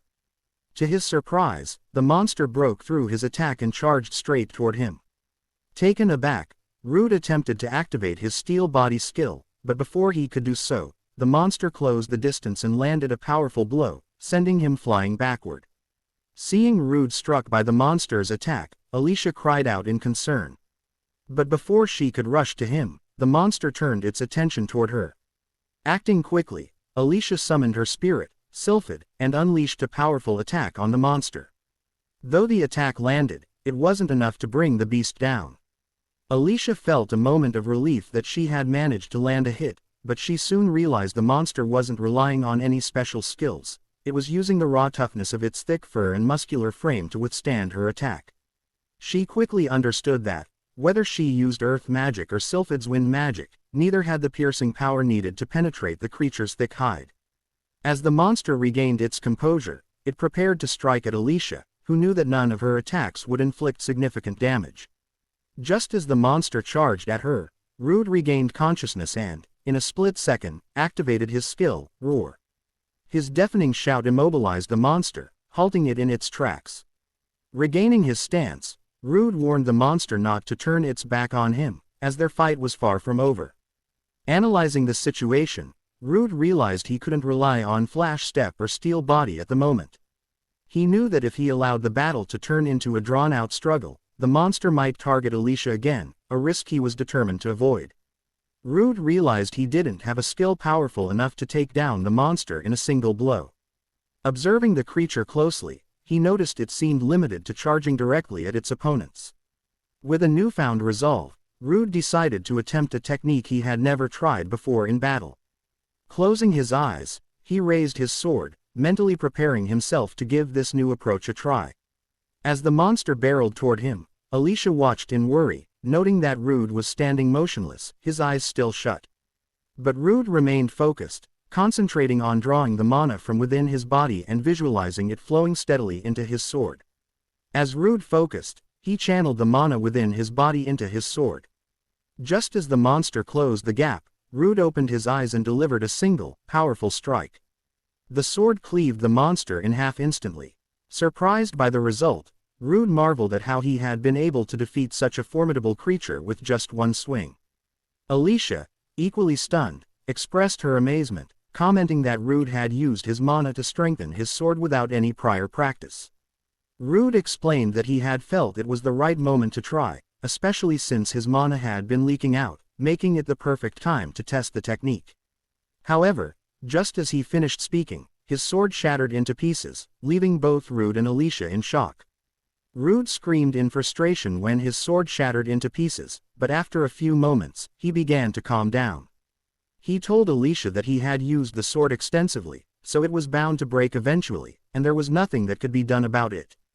Alicia remarked that it seemed the sword couldn't handle the immense amount of mana he had poured into it.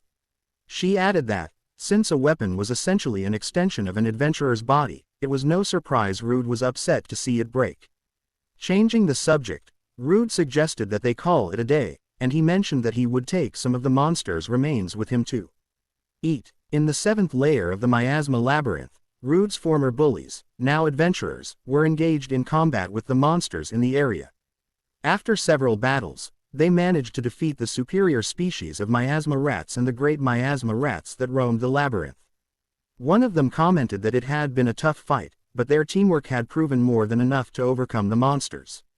The other two nodded in agreement. As they laughed and celebrated their victory, they suddenly heard a noise coming from a nearby direction. One of them decided to investigate and, when the others asked what was going on, he explained that he had heard a sound from that direction and was going to check it out. As the group made their way toward the source of the noise, one of the adventurers remarked that it was odd to find a staircase in a place like the labyrinth. Another adventurer suggested it might be a hidden path, excitement rising as he anticipated what they might discover. They pressed on, and after a while, they came across a treasure chest. All three of them were thrilled at the sight of it. Upon closer inspection, they determined it wasn't a trap, so they eagerly speculated about what might be inside. When they opened the chest, their excitement grew as they discovered a black sword that appeared both powerful and formidable. One of the adventurers, holding the sword, told the others that he could feel the magic power emanating from it. In response, another adventurer asked, just to be sure, whether the sword could be cursed. As the adventurer asked about the possibility of the sword being cursed, one of the others interrupted him, telling him not to be such a killjoy. He reminded the group that they hadn't seen Rude in a long time, and because of that, they had been struggling without any easy ways to make money. He declared that finding the treasure was a blessing from the heavens, a reward for all their hard work. The other two adventurers, hearing this, agreed and became even more excited about the discovery. As they celebrated, one of them mentioned that he had heard Rude had been spending time with a particularly beautiful elf woman recently. The other two, upon hearing this, remarked that Rude had been acting cocky. They agreed that the next time they encountered him, they would teach him a lesson, reminding him of his place. As the three adventurers were talking, a voice suddenly emitted from the sword, repeatedly whispering the word, kill. Meanwhile, in the frontier city of Bologna, Rude and Alicia walked through the bustling streets. Rude mentioned to Alicia that he was considering consulting with a weapons shop owner he knew about getting a new weapon. A few minutes later, they arrived at the weapons shop, Miner's Hammer, where an old man named Dion, the shop owner, was inspecting the broken sword Rude had brought. As he examined it, Dion remarked that, for a sword he had forged himself, he hadn't expected it to shatter so completely. He added that brute strength alone shouldn't have been enough to break it to such an extent. Dion turned to Rude and asked what he had imbued in his sword. Upon hearing the question, Alicia asked Rude if he was going to tell Dion, to which Rude replied that he would share everything. He added that he had known Dion for a long time and that the old man was not one to carelessly spill other people's secrets. A few moments later, Dion was processing the information Rude had shared about being able to eat monsters and gain powers from them. Upon hearing this, Dion remarked that it was no wonder Rude's power had skyrocketed. Alicia, surprised by Doem's lack of reaction, noted that he didn't seem shocked at all by the revelation that Rude ate monsters. Dion, noticing her surprise, explained that as long as the monster's meat tasted good to Rude, it didn't matter what he ate. Then, changing the subject, Dion asked Rude if he wanted a sword that could withstand blows imbued with mana.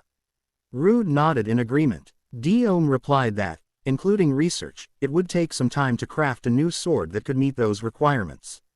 Upon hearing Doem's request, Rude asked if there was anything else he could help with.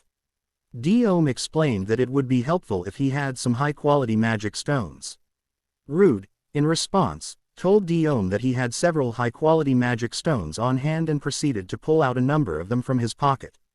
Dion, seeing the stones, was surprised. Among them were magic stones from a general lizard, a Baphomet, and even a minotaur, all of high grade. Dion remarked that it seemed Rude's skills had improved a great deal since they last met. Rude, pleased by the praise, smiled and told Dion that it made him happy to hear such words from him. Dion then told Rude that if he needed anything else, he would be sure to ask him again. In the meantime, Dion handed Rude a different sword and told him to use it. Rude, grateful for the sword, thanked Dion. However, Dion also gave a stern warning, telling Rude that under no circumstances should he imbue the sword with magic. If Rude were to break this sword as well, Dion would demand compensation next time, and Rude and Alicia both looked troubled upon hearing this. Later, the two found themselves in a restaurant, enjoying their meal. Alicia then suggested that it might be best for them to refrain from using magic attacks for a while. Rude, recalling Doem's warning, agreed and remarked that Dion was truly scary and intimidating when it came to weapons. Alicia then added that although it had been intense, she was glad to have met one of Rude's friends for the first time. Rude, feeling embarrassed, apologized to Alicia for being a loner and not having many friends. As the two were chatting, the bullies who had once tormented Rude approached from behind and interrupted them. One of the bullies spoke up, saying that it looked like Rude and Alicia were having fun, so they decided to join them. Alicia, confused about who the three were, looked at them curiously, while Rude appeared troubled upon seeing familiar faces. Alicia stood up and asked the three if they had a problem with her and Rude. She suggested that they could settle things like adventurers, with a drinking contest. As Alicia spoke to the three bullies, one of them, Rondo, suddenly stepped in front and collapsed onto the table. His teammate Magnus, noticing this, asked Rondo if he had been drinking alone or something, as he seemed unable to stand properly. However, as Magnus spoke, he noticed that Rondo was holding the sword they had found in the labyrinth. Magnus was confused and asked Rondo why he still had the sword, as he thought they had sold it. As Magnus questioned him, Rondo began murmuring, repeating the same word over and over. Suddenly, Rondo snapped and shouted the word, "Kill," before slashing at Magnus with the sword, badly injuring him. Right after slashing Magnus, Rondo turned his sword towards Alicia. Just as he was about to deliver a powerful attack, Rude stepped in and blocked Rondo's strike, telling him that it seemed this wouldn't be resolved with just a drinking contest. Rude, confused by Rondo's behavior, wondered what was happening with him and the other adventurers. Angrily, another adventurer stepped in and demanded to know what Rondo was doing at a drinking party, telling him to leave immediately. As they tried to force Rondo out, he overpowered them and began slashing at them as well. Before Alicia launched her own attack, she apologized to the shop owner for what was about to happen.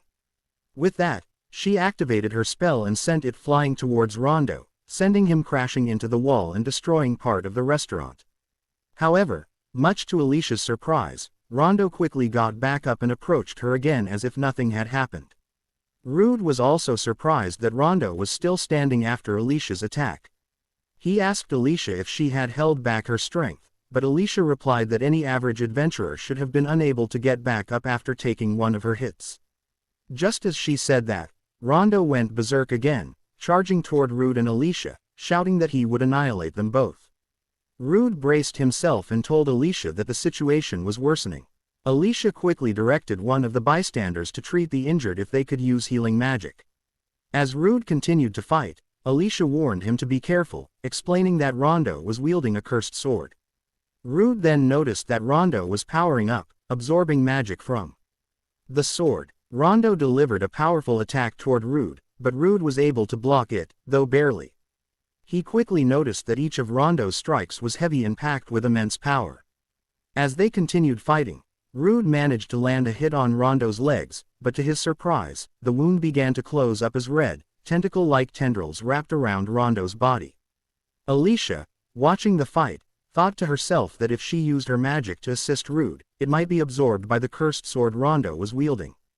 She realized that in order to help, she would need to find an opening and deliver a decisive blow to Rondo. As Alicia was contemplating her next move, one of Rondo's teammates, Rigard, shouted at Rude and Alicia, begging them not to kill Rondo. Rigard explained that while he knew they had done terrible things to Rude, he had only been able to look down on those beneath him and that Rondo and Magnus were his only sources of solace.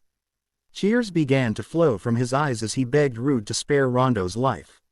Hearing Rigard's words, Rude replied that he would try his best to stop Rondo without killing him. He then turned to Alicia and told her that he was going to use his substitute skill and asked her to leave it to him for a while. Alicia agreed. As Rude continued to fight Rondo, he thought to himself that when he had used substitute on Alicia, it had taken about 10 seconds. The challenge now was figuring out how to keep Rondo under control while he worked on removing the curse that was affecting him. At that moment, as Rude was deep in thought, Rondo landed a powerful attack on him. Alicia, seeing this, shouted in concern, worried for Rude after witnessing the impact of the attack. Despite the force of the blow, Rude managed to block it, though he noted to himself that Rondo's strikes were heavy. Rude quickly realized that if he could just hold Rondo's sword back, he would be able to use his substitute skill on him. In that instant, Rude activated his skill, Principles of Earth Magic, which bound Rondo in place with the spell. Rude thought to himself that if the cause of Rondo's state was a curse, he could remove it the same way he had done for Alicia. With that in mind, Rude activated his substitute skill on Rondo, hoping to restore him to his senses. As Rude used his substitute skill on Rondo, Rondo briefly regained consciousness and pleaded with Rude to save him. However, before Rude could react further, he was sent flying backward. Alicia, concerned, asked if Rude was okay, and Rude replied that he was fine, but he added that his substitute skill had failed on Rondo. Rude thought to himself that it wasn't Rondo rejecting the skill but likely the sword's influence. He reasoned that if he could weaken the sword's power further, he might be able to overpower it. Determined, Rude activated his principles of fire magic and directed it toward Rondo. But just as Rude launched his attack, Rondo broke through Rude's restraints and managed to block the incoming spell. At that moment, Rude realized that he had only managed to remove the curse from Rondo's right arm. He thought to himself that if this was the case, he would need to attack from outside the reach of Rondo's right arm. However, as they continued to fight, Rude was caught off guard by Rondo's sudden movements, and to his surprise, his magic was being absorbed once again by the sword. After absorbing a significant amount of magic power, the sword took full control of Rondo's body, and in that instant, an incarnation occurred, meaning the body was no longer Rondo's. Rude quickly activated his appraisal skill and discovered that what stood before him was no longer Rondo but instead a two-headed curse known as Gram. The creature immediately launched a powerful attack toward Rude, and though he tried to block it, the force of the blow was so intense that it sent him flying backward, causing significant damage in the process. Rude thought to himself that the monster he was fighting was incredibly fast, no longer making any unnecessary movements. It attacked with precision, as if it were a seasoned veteran. Just as the monster was about to strike again with a powerful blow aimed at finishing Rude off, Alicia intervened, disrupting the attack. At the same time, she launched a powerful strike that created some distance between them and the monster. Alicia then told Rude that it seemed she would have to step in between him and the monster for a while. Rude, grateful for her timely intervention, thanked Alicia for saving him. He then remarked that he hadn't known she was capable of close-range combat. Alicia responded by saying that a wizard who became useless when the enemy got close was nothing but a burden, and she didn't want to be that way. As a result, she had learned close combat techniques as well. Alicia told Rude that the monster controlling Rondo was no longer an opponent they could afford to underestimate. She explained that Rondo's curse had advanced too far, and there was no way to stop it unless they destroyed his heart. Rude, troubled by Alicia's words, realized he had no other choice but to agree with her. Meanwhile, Magnus and Rigurd were still dealing with their injuries. The healer was advising Magnus not to get up as he continued to heal him, but Magnus, despite his condition, asked Rigurd if he had heard Alicia's warning about Rondo. He asked if they could only defeat Rondo by destroying his heart, and Rigurd, clearly troubled by the situation, could only nod in response. Back with Rude and Alicia, the two were still engaged in combat with the monster. Rude thought to himself that even with both of them fighting together, they still couldn't create a decisive opening. Rude then wondered if the monster's two heads were providing it with a broader field of vision. He called out to Alicia, asking her to step back for a moment as he planned to try something with the monster. Rude activated his spell, reducing visibility in the area. Alicia, seeing this, understood Rude's strategy. He was attempting to limit the monster's vision. As the creature scanned the area, searching for them, Rude quickly moved behind it and severed one of its heads. At that moment, Alicia summoned her earth attribute spirit magic, Nomia, and the spirit delivered a powerful strike aimed at the monster's heart. However, after the attack landed, Alicia looked troubled as it had only grazed the monster's heart, doing minimal damage. At that moment, the monster was about to attack Alicia, but Rigurd and Magnus suddenly appeared and blocked its strike. Rude was surprised to see them intervening to stop Rondo, but Rigurd spoke up, telling Rondo that he would stop him even if it meant sacrificing himself. With his sword pointed directly at the monster's heart, Rigurd declared that it would always be the three of them, together until the end. As he finished speaking, Magnus launched a powerful attack at the monster that had taken control of Rondo's body. As Magnus's attack struck true, his sword pierced through Rondo's heart. Slowly, Rondo's body began to collapse to the floor, disintegrating along with the magic that had consumed him. Watching the scene unfold, Rude and Alicia were overwhelmed with sorrow for Rondo and his companions, Magnus and Rigurd. Magnus and Rigurd, on the other hand, were overcome with tears, mourning the loss of their friend who was now gone. Amidst their grief, Rude's attention was drawn to the sword lying on the ground, the weapon that had caused this tragedy. Picking it up, he reflected silently, realizing that even if he were to hide the sword away, there would be no guarantee of preventing it from claiming another victim in the future. As Rude contemplated what to do with the sword, it suddenly began to speak once more, repeating the same words as before, now urging Rude to kill. The sinister voice echoed repeatedly, but just as the sword's words filled the air, the system interface appeared before Rude, notifying him that the curse placed by the sword had been nullified and that he was now immune to abnormal conditions. Irritated by the persistent noise, Rude silenced the sword, declaring that its attempts to influence him were futile. The sword, seemingly troubled by his defiance, fell silent. At that moment, the door to the restaurant swung open, revealing Lankars, the guild master of the Bologna branch. Concern evident in his demeanor, Lankars asked if everyone was all right. Rude, still holding the sword, responded calmly, explaining that the ordeal had just come to an end. Lankars, upon hearing Rude's response, suggested that they all head to the guild for the time being. Moments later, they arrived at the guild, where Lankars asked Rude and his companions to explain everything in detail about what had transpired. As Rude recounted the events, Lankars came to understand that Rondo had used the cursed sword to enhance his strength. With Magnus's testimony supporting the account, Lankars felt confident that the other adventurers would accept the explanation. Magnus, however, remained in a state of shock, still processing the events that had unfolded. Sensing the need to shift the focus, Lankars changed the subject and asked Rude how he was feeling, noting that he had been holding the cursed sword for an extended period. Rude explained to Lankars that, thanks to his abnormal status nullification, curses no longer had any effect on him. He added that as long as he held onto the sword, there would be no more victims beyond Rondo. After carefully considering the situation, Lankars acknowledged Rude's resolve but warned that if the cursed sword ever managed to take control of him, he would be forced to take decisive action.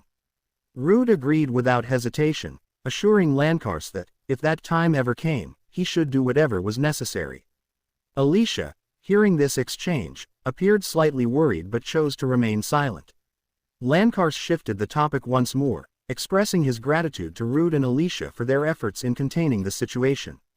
Turning his attention to Magnus, he offered his condolences for the loss of their companion, Rondo, his tone heavy with sympathy. Lankars continued, telling Rude and Alicia that now was not the time for anyone to relax. Concerned by his statement, Alicia asked if something had happened to prompt such a remark. Lankars explained that the adventurers who had accompanied him were initially summoned to address a separate issue he was about to reveal. He went on to say that recently, the number of monsters outside the labyrinths had been increasing at an alarming rate. The source of the problem appeared to be the newly discovered Abelio labyrinth. According to the survey team's findings, the surge in monsters was linked to the presence of a particular creature within the labyrinth. Hearing this, Rude's curiosity was piqued, and he found himself wondering about the nature of this mysterious monster. Lankars informed them that the monster in question was known as the miasma dragon, also called Basilista. He admitted that his knowledge of the creature came from books but noted that its estimated level exceeded 70. Rude and Alicia were stunned by the revelation, recognizing that the dragon's power far surpassed their own. Lankars continued, explaining that the dragon's combat abilities alone were formidable, but the greater threat lay in its ability to emit high concentrations of miasma. This miasma was believed to stimulate other monsters, driving them out of the dungeon in greater numbers. As a result, the situation had escalated, and the survey team had already suffered casualties during their investigation. Lankars added that those who had returned from the survey were currently undergoing treatment. He warned that if the situation continued unchecked, it would not stop with just the monsters within the labyrinth. The miasma would seep out, leading to catastrophic damage to the surrounding areas. He then explained that this was why he had been searching for Rude and Alicia. Understanding the gravity of the situation, Rude told Lankars that he now grasped the circumstances. He suggested they first visit the remaining members of the survey team. Shortly after, they arrived at the Adventurers' Guild's medical ward. There, Rude examined one of the adventurers afflicted by the miasma, who was writhing in pain. Raising his hand, Rude placed it gently on the adventurer.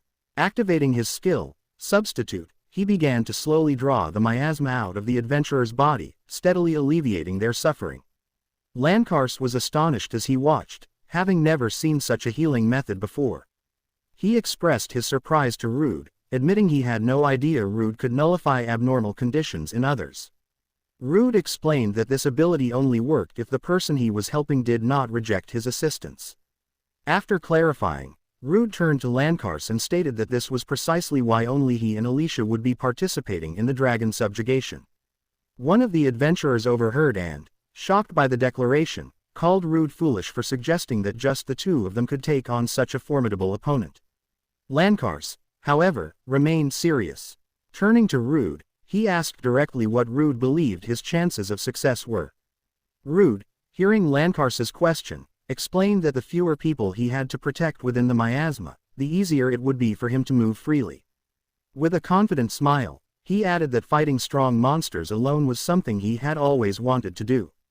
After carefully considering Rude's reasoning, Lankars placed a firm hand on his shoulder and acknowledged his determination. He agreed to Rude's proposal and entrusted the subjugation of the miasma dragon, Basilista, to him. A short while later, the meeting concluded, and Rude and Alicia found themselves walking through the streets of the city. Rude turned to Alicia and suggested they ensure they got a good night's sleep and properly prepared themselves for the task ahead. Alicia asked Rude if it was truly all right for just the two of them to take on such a dangerous mission. Rude responded, explaining that he could only use his skills without hesitation if there were no others around to worry about. Shifting his tone, Rude apologized for dragging her into such a perilous situation. However, Alicia, smiling, dismissed his concerns. She told him that if he had even considered taking on the mission without her, she would have given him a beating. For leaving her behind, she reminded him that they were a team and reassured him that the two of them together were more than enough to save everyone. Hearing her unwavering confidence, Rude nodded and agreed with her words. The next day, deep in the lower floors of the Abelio labyrinth, Rude and Alicia were engaged in battle with the mob monsters known as bobgoblins. After a short time, they had defeated the goblins around them. Rude then told Alicia that the situation was pretty much as they had heard from the rankers, noting that they still needed to push through at least 5 more floors. He added that, although he hadn't heard any reports of the miasma spreading this far, it was clear that something was amiss. Alicia, observing the situation, pointed out that the spread of the miasma was accelerating. She mentioned that even her purification items seemed to be losing their effectiveness, making it increasingly difficult to cleanse the miasma. Changing the subject, Rude remarked that it seemed like many of the monsters on the next floor were no longer alive, hinting at the severity of the situation ahead. Rude then told Alicia that he wasn't sure how many more floors they had to go through and asked if she was certain she didn't want to back out now. He wanted to know if she was truly willing to continue. Alicia, however, firmly responded that she wanted to take on the mission with him. She acknowledged that Rude's abilities might not be as effective against the monster, but even if close combat became unavoidable, she was confident she could still land some solid hits. Alicia added that running away and leaving her friends behind again was something she could never forgive herself for. Hearing this, Rude felt a twinge of guilt and apologized for putting her in that position once more. As a gesture of support, he placed his hand on Alicia's shoulder and used his substitute skill to ease the miasma affliction she had been suffering from. As Rude observed the miasma on Alicia's body, he released his grip on her shoulders and noted that, just as he had expected, he could remove the miasma while in contact with her. However, once he let go, the miasma began to slowly build up again in her body. Alicia smiled upon hearing this and suggested that they simply hold hands and keep moving forward. She then took Rude's hand in hers, adding that the miasma made it difficult for her to see her feet clearly. In addition to Rude using his substitute skill to help her, she asked him to escort her through the labyrinth, given the thick miasma. Rude, smiling in response, agreed to her request and assured her he would do just that. With that, they continued on, exploring the labyrinth while holding hands. Moments later, the two found themselves on the middle floors of the Abelio labyrinth. Rude pointed out that the deeper they went, the thicker the miasma became. He also mentioned that he had used his echolocation skill and detected 2 monsters ahead of them. Alicia observed that if the monsters were able to survive in such a dense miasma, they must be formidable opponents. Rude agreed, noting that the monsters didn't resemble any he had encountered before, so Alicia's assessment was likely correct. Alicia then asked if there were any detours. Rude confirmed there was, but he added that, if possible, he preferred to face the 2 monsters directly. Surprised by his response, Alicia teasingly asked if he wanted to eat the monsters. Rude quickly denied this, explaining that it wasn't his intention. He clarified that before they confronted the dragon, he wanted to test out the cursed sword Graham, which he had recently obtained. At that moment, Rude approached the monsters, which were identified as rolling beetles of level 33. He activated his principles of earth magic beneath the two monsters, causing the ground to shift and sending them both flying upwards. However, as Rude and Alicia observed the result, they realized that the spell had not been as effective against the monsters as they had hoped. One of the rolling beetles curled its body into a ball and launched itself toward Rude and Alicia. Both of them were caught off guard by the monster's sudden attack. Rude then turned to Alicia and asked if she could stop the monster's assault. Alicia, without hesitation, told him to leave everything to her. She added that she would need to release his hand for a moment in order to activate her spell. In that moment, Alicia summoned her spirit fairy, Nomia, and Nomia immediately activated her spell to catch the rolling beetle charging toward them. However, the beetle proved to be too strong, and Alicia apologized to Rude, realizing that she wouldn't be able to hold the monster back much longer. Rude, understanding the situation, quickly unsheathed his cursed sword. He told Alicia that he would test his new weapon right away. Gathering all of his magical energy into the sword, he focused intensely, quietly hoping that the sword wouldn't break like the previous one had. With enough energy collected, Rude swung the sword in a powerful strike at the monster. The attack made contact and caused some damage, but it wasn't deep enough to inflict serious harm, and the monster was only slightly wounded. Upon noticing that his previous strike lacked enough power, Rude realized that his only option was to take a chance. He shouted to Alicia, and she immediately understood the plan when she heard him call out. In that moment, Alicia unleashed a powerful magic energy attack, which was fully absorbed by the cursed sword, Graham, as one of its primary abilities. Seeing this, Rude smiled and called out to Graham, telling the sword to show him its true power.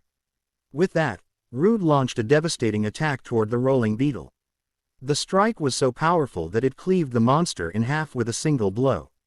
After seeing the first monster fall, Rude turned his attention to the second one. Moments later, he finished off the second beetle as well. After finishing off the monsters, Rude approached Alicia with an excited expression and told her that her magic control had been impeccable. Alicia, equally excited, responded that it had turned out quite well. Rude then immediately took her hand and used his skill, Substitute, to absorb all the miasma energy from her body. Alicia thanked him for doing so. Once the miasma was completely absorbed, Rude shifted the topic and asked Alicia if they could spare a bit more time. Alicia, confused, asked why he needed more time. Rude explained that absorbing the magic energy hadn't actually restored his mana. Alicia immediately understood and teasingly asked if Rude planned to eat the monster after all. Embarrassed by her guess, Rude quickly denied it, explaining that he only intended to cut the monster into small pieces and bring them along on their journey. A few moments later, Rude cooked the monster meat using his fire spell, and after tasting it, he told Alicia that the flavor was quite unique. Alicia then asked how Rude had felt while using the cursed sword. Rude explained that once the sword had absorbed enough energy, his physical abilities had greatly improved. Alicia added that it seemed the sword wouldn't break, even if Rude poured a large amount of mana into it. Rude agreed with her assessment. At that moment, Rude mentioned there was something that bothered him. He explained that, according to the eyewitness report, the miasma dragon was as large as a big tree, which made him wonder how effective the sword would be against such a formidable opponent. He also noted that in terms of attack weight, his previous sword was much better than his current one. As Rude was speaking to Alicia, he suddenly heard a voice. It was the voice of the sword. The sword told Rude to give it the mana stone so it could feast. Rude, confused, wondered if the sword consumed monster meat as well. The sword, however, denied this and explained that it wasn't the meat it wanted, but the magic stone from the monster. Rude then took out the mana stone from the monster's body and handed it to the sword. The sword absorbed the stone, and as it did, it powered up. Within seconds, the once small and lightweight sword had transformed into a massive blade. Rude was impressed by the sword's newfound capabilities. Alicia was confused as to how Rude had understood what the sword was saying, as she couldn't hear anything. Rude explained that the sword had communicated directly into his mind. He then thought to himself that the cursed sword might have been annoyed because he had compared it to the other swords, which might explain why it had grown larger. Rude told Alicia that he had figured out how to use the cursed sword. Alicia then informed him that the floor below them was where the miasma dragon had last been spotted. Just as she finished speaking, a loud roar echoed from below the labyrinth. Both Rude and Alicia were startled by the sound.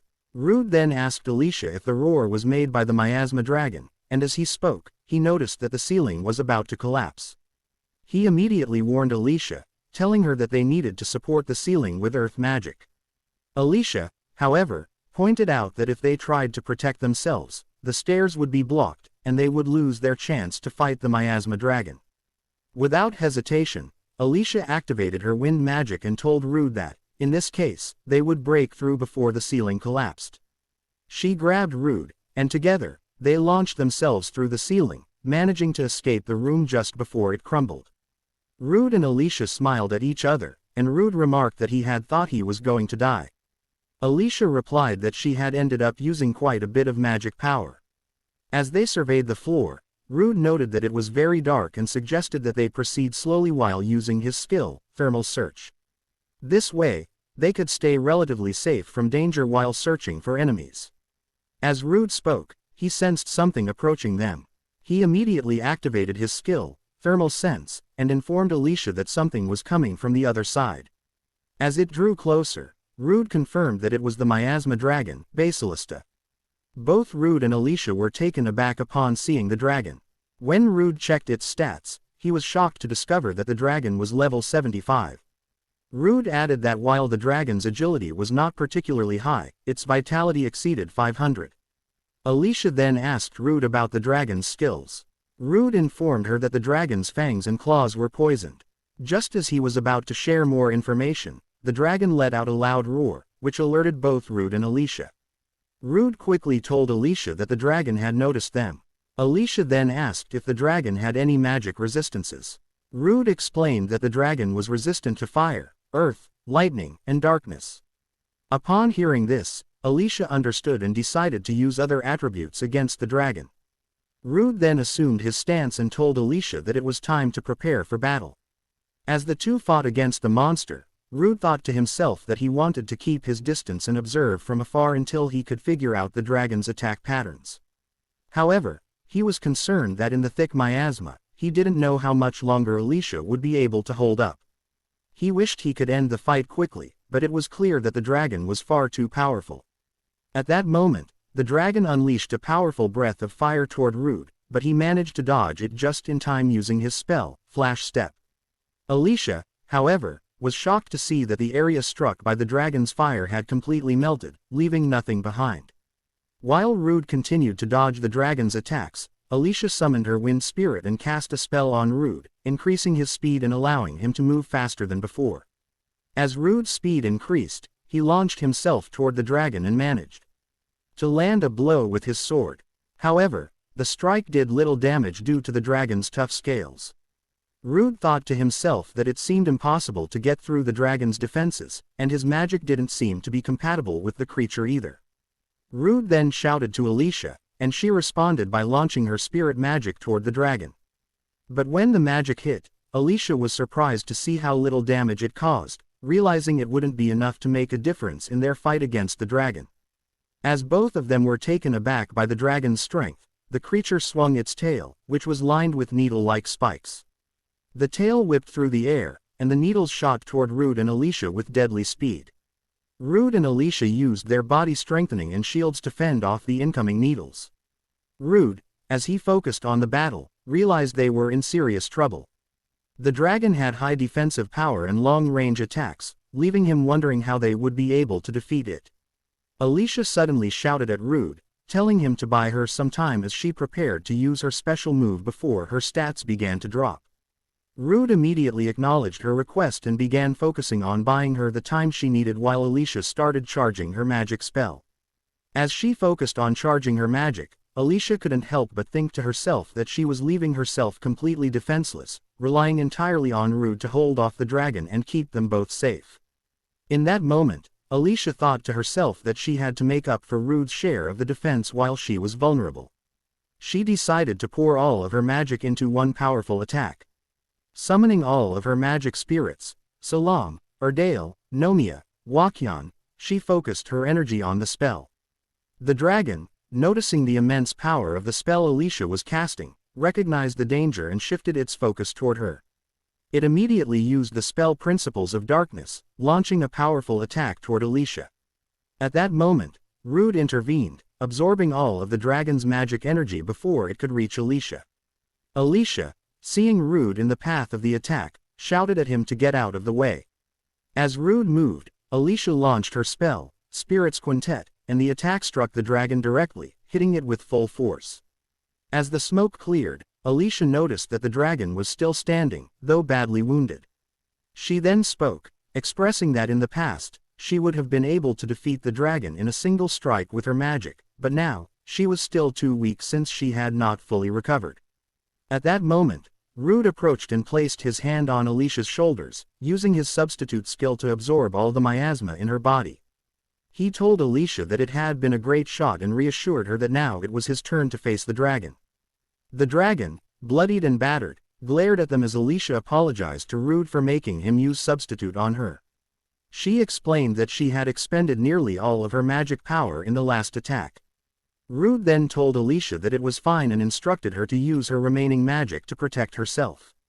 He assured her that from that point onward, she could leave the situation to him. Alicia, concerned, told Rude to be careful. Just as she spoke, the dragon let out a loud roar, but Rude responded by activating his own roar skill. He replicated the dragon's roar, surprising the creature with his unexpected counterattack. After releasing his roar, Rude charged directly at the dragon. As he charged, he realized that the dark magic he had absorbed seemed to have infused a vast amount of mana into him. In that moment, Rude felt his magic power overflowing.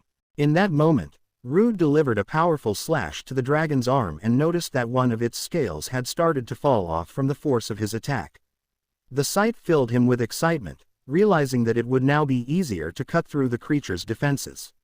As time passed, he unleashed increasingly powerful strikes against the dragon. However, he soon realized that his sword, Gram, was becoming less effective as the mana it had absorbed gradually dissipated. Sensing the weakening attacks, the dragon let out a deafening roar and unleashed its skill, Miasma Wave, directing it straight at Rude. The wave struck him with immense force, sending him flying backward. Though immune to the miasma's toxic effects, Rude felt the full brunt of the impact, prompting him to reflect on his vulnerability to sheer physical force despite his resistance to the miasma.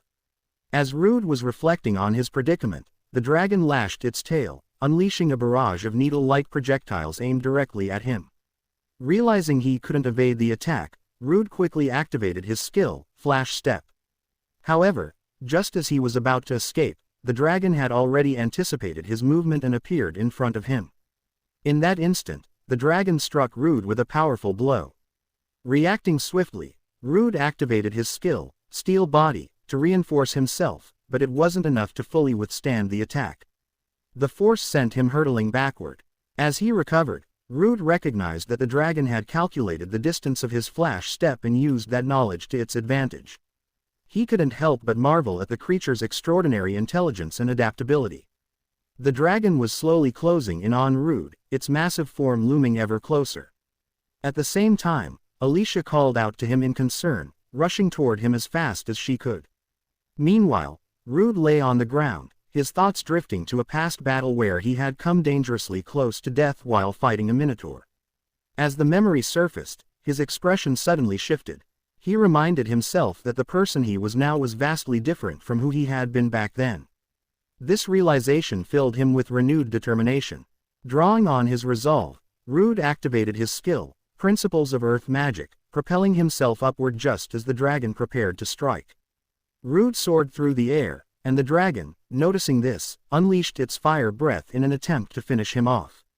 Observing the impending attack, Rude considered using his thread manipulation skill to evade. However, he quickly realized that simply dodging would only lead to defeat in a battle of attrition.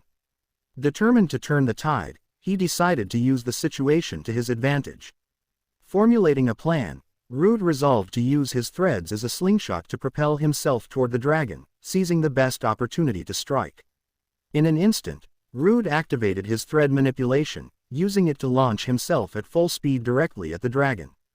As the dragon's fire breath roared toward him, Rude chose not to evade. Instead, he charged straight into the attack.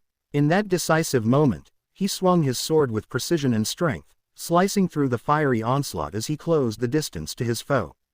As Rude cut through the dragon's attack, he thought to himself that while he couldn't fully mitigate the intense heat, he could absorb the mana within the dragon's breath. He realized that if his fire resistance was enough to endure the flames, he could channel his own mana into his weapon, combining it with the energy Graham had absorbed so far, and unleash it all at once against the dragon. Resolving to execute this plan, Rude focused every ounce of his strength and energy into his attack.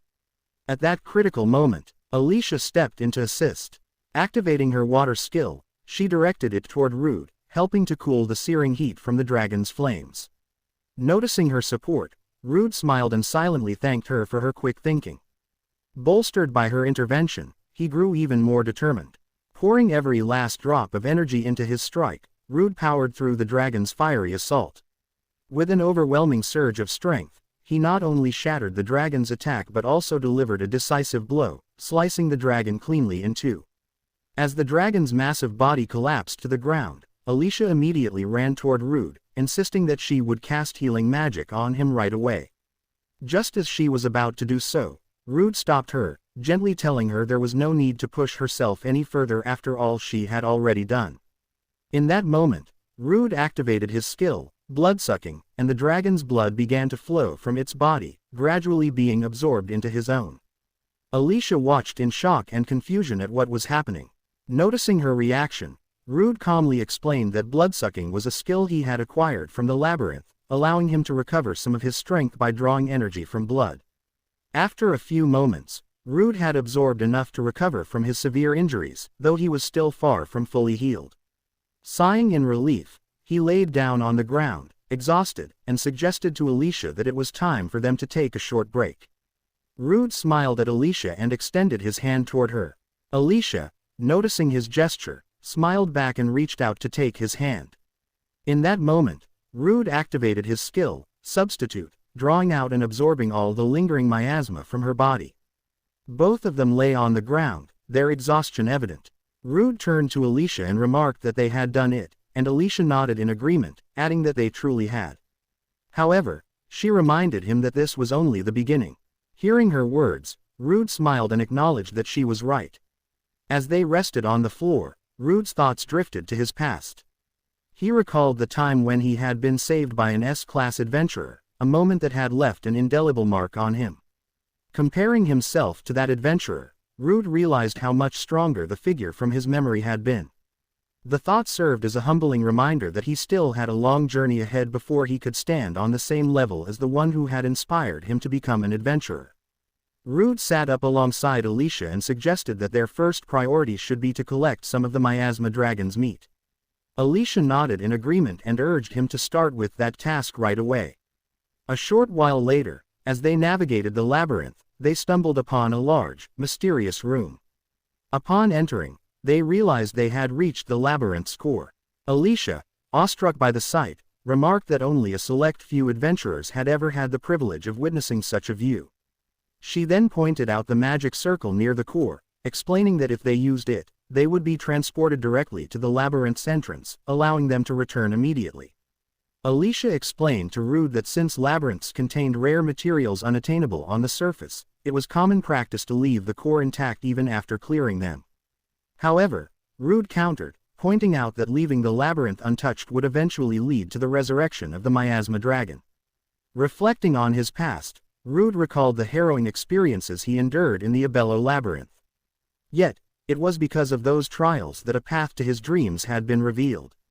With that thought in mind, Rude drew his sword, expressing his gratitude to the Abello labyrinth for all it had taught him. Resolute, he plunged his blade into the labyrinth's core, ending its existence. Meanwhile, at the Adventurers Guild, Lankars inquired with one of his subordinates about any updates regarding Rude's group, who had ventured into the labyrinth. The subordinate regretfully informed him that there was still no news or information about their status. Lankars, upon hearing the report, pondered to himself that he was aware of Rude's nickname as the miasma scavenger. In the world of adventurers, power was everything, and despite his efforts to mediate, it wouldn't have stopped the situation from unfolding as it had. He reflected that life as an adventurer without power was harsh and unforgiving. If that was enough to make Rude abandon his dream, then it would simply be another path for him to follow. At that moment, as Lankarsh contemplated these thoughts, one of his men suddenly burst through the door, panic evident on his face, but with a bright smile. The man quickly informed Lankarsh that Rude and Alicia had returned, having used the teleportation circle located in the labyrinth. He also reported that Rude and Alicia had successfully completed the subjugation of the miasma dragon and destroyed the dungeon core, effectively conquering the dungeon. The moment the news spread, everyone erupted in joy and excitement. Lankarsh, still in disbelief, thought to himself that he couldn't believe the two had actually conquered the dungeon. He added that the idea of Rude, of all people, being the one to save the city was something he never imagined would happen. One of the adventurers then suggested that they should go and welcome Rude and Alicia.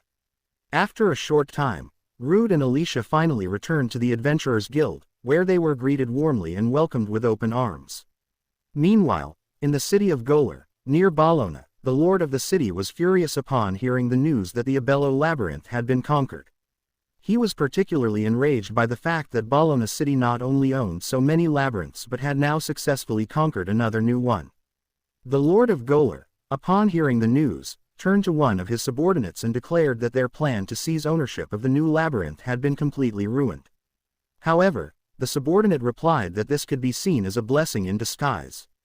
He explained that Bologna could not deny the legitimacy of Golar's claim to the new labyrinth, and for that reason, destroying it was a better option than allowing it to fall under Bologna's control. The subordinate went on to suggest that framing the situation this way would give Golar grounds to argue with Bologna and demand compensation for the profits they would have earned from the new labyrinth. After considering this, the Lord of Golar nodded thoughtfully and agreed that this would indeed be a much more profitable approach than directly challenging the labyrinth and risking the loss of adventurers in the process. The Lord also remarked that if things played out that way, he doubted that Bologna's Adventurers Guild would stay silent. The subordinate, with an eerie smile, replied that that was exactly what they wanted. He then told the Lord that they would show Lankarsh and his team just how superior they really were. Moments later, Rude and Alicia were sitting by a crackling fire in the forest, preparing the miasma dragon's meat. As Rude cooked it, Alicia, eyes wide and drooling, commented on how delicious the smell was. Rude, meanwhile, chuckled and explained that he had kept the meat hidden in his magic bag until now and was excited to finally be able to enjoy it. After a few moments, the steak was ready, and Rude, with a broad smile, took a big bite, savoring its flavor. Alicia, meanwhile, continued to watch with wide eyes, still drooling as she admired the delicious meal. Rude, filled with excitement, thought to himself that this was the taste of dragon meat. He remarked that every other meat he had eaten up until now seemed plain in comparison. The dragon's meat had a rich, sweet flavor, and the fat melted in his mouth. Combined with the robust taste of the red meat, it was absolutely delightful. Meanwhile, Alicia, irritated by Rude's comments, couldn't help but feel envious, wishing she could enjoy the meal as well but unable to do so. Alicia, frustrated, stood up and declared that she had made up her mind. She announced that that night, they would have premium steak. Rude, surprised by her statement, replied that he was already in the middle of eating his own steak. Hearing that, Alicia became furious and told Rude that it wasn't fair for him to say that, especially when he was enjoying his meal while she was stuck drooling, unable to eat. Alicia, eager to move forward, told Rude that they needed to hurry and gather information on good restaurants in the area. She also urged him to finish his food quickly as she could no longer wait. 4 days had passed since the collapse of the Abello labyrinth, and in the Adventurers Guild, Lankarsh was now speaking with Rude and Alicia. He apologized for calling them to the guild so many times but assured them this would be the last time. Lankarsh then informed them that the raid report had finally been confirmed. He handed them a bag full of money, telling them it was their reward for conquering the dungeon. Inside the bag was 1.5 million regen. Alicia remained calm as she received the reward, but Rude was surprised by the amount of money they had received. Lankars explained that the expected level for the Abello labyrinth was 70, so the reward they were given was well deserved. Rude, hearing this, was filled with excitement. As Rude basked in the excitement of the reward, Lankars called out to him and noted that since Rude and Alicia had managed to conquer the labyrinth on their own, there was no way Rude could remain at D rank. Lankars then told him that he would be updating Rude's rank. Moments later, after the meeting had concluded, Rude told Alicia that although he had only recently been promoted to D rank, he opened his status and saw that his level had already reached 52. He remarked that he had reached this level in no time. Alicia, noticing this, commented that even though Rude had been fighting monsters far above his level, the speed of his growth was still abnormal. She thought to herself that typically, when someone reaches level 40, their leveling speed slows down significantly, but Rude's case was different. His leveling speed showed no signs of slowing down at all. Rude smirked at Alicia and told her that he had finally surpassed her level. As they compared their statuses, Alicia was shocked to see that Rude had indeed surpassed her. She became upset and told Rude that it wasn't fun for her at all to be surpassed by him. Rude, however, pointed out that it was strange because even though his level was higher than hers, Alicia was still stronger than him when it came to combat power. Alicia brightened up a little at that and agreed with Rude, adding that levels were merely an indicator and that, in the end, combat power was mainly determined by a person's skills and experience. At that moment, as Alicia was speaking to Rude, the Lord of Golar territory and his subordinates entered the Adventurers Guild. The Lord stood in front of Rude and remarked that he had heard of him, the so-called miasma-scavenger. Rude then asked the Lord who he was and added that the Lord seemed like a rude person. The Lord, hearing that, laughed and asked Rude if the adventurers of Bologna didn't even recognize the faces of their neighboring city's lords. Rude, surprised, immediately realized that the man standing before him was the infamous, Misery Lord, of Golar. The Lord smirked and told Rude how daring it was for him to destroy the new labyrinth, one that rightfully should have belonged to Golar territory. Rude spoke up, reminding the Lord that the last time he had heard, the Abello labyrinth was jointly owned and did not belong solely to Golar territory. However, the Lord interrupted, stating that while the Abello labyrinth was on the border between Bologna and Golar, the people of Bologna had greedily shut out Golar, claiming there was something strange happening inside. The Lord of Golar added that, on top of that, the Bologna territory had caused an influx of monsters that destroyed the labyrinth. The Lord then explained that the prophets Golar was supposed to gain from the labyrinth, as well as the damage caused to their surrounding territories by the monsters, now had to be compensated by Bologna. He then asked Rude how exactly he planned to make amends for this situation. As the Lord was speaking, Alicia interrupted and told him that such a discussion should be handled between the guild representatives. She pointed out that, as far as she knew, there had been no reports of monsters flooding into Golar's territories and that Bologna's adventurers had already dealt with the situation.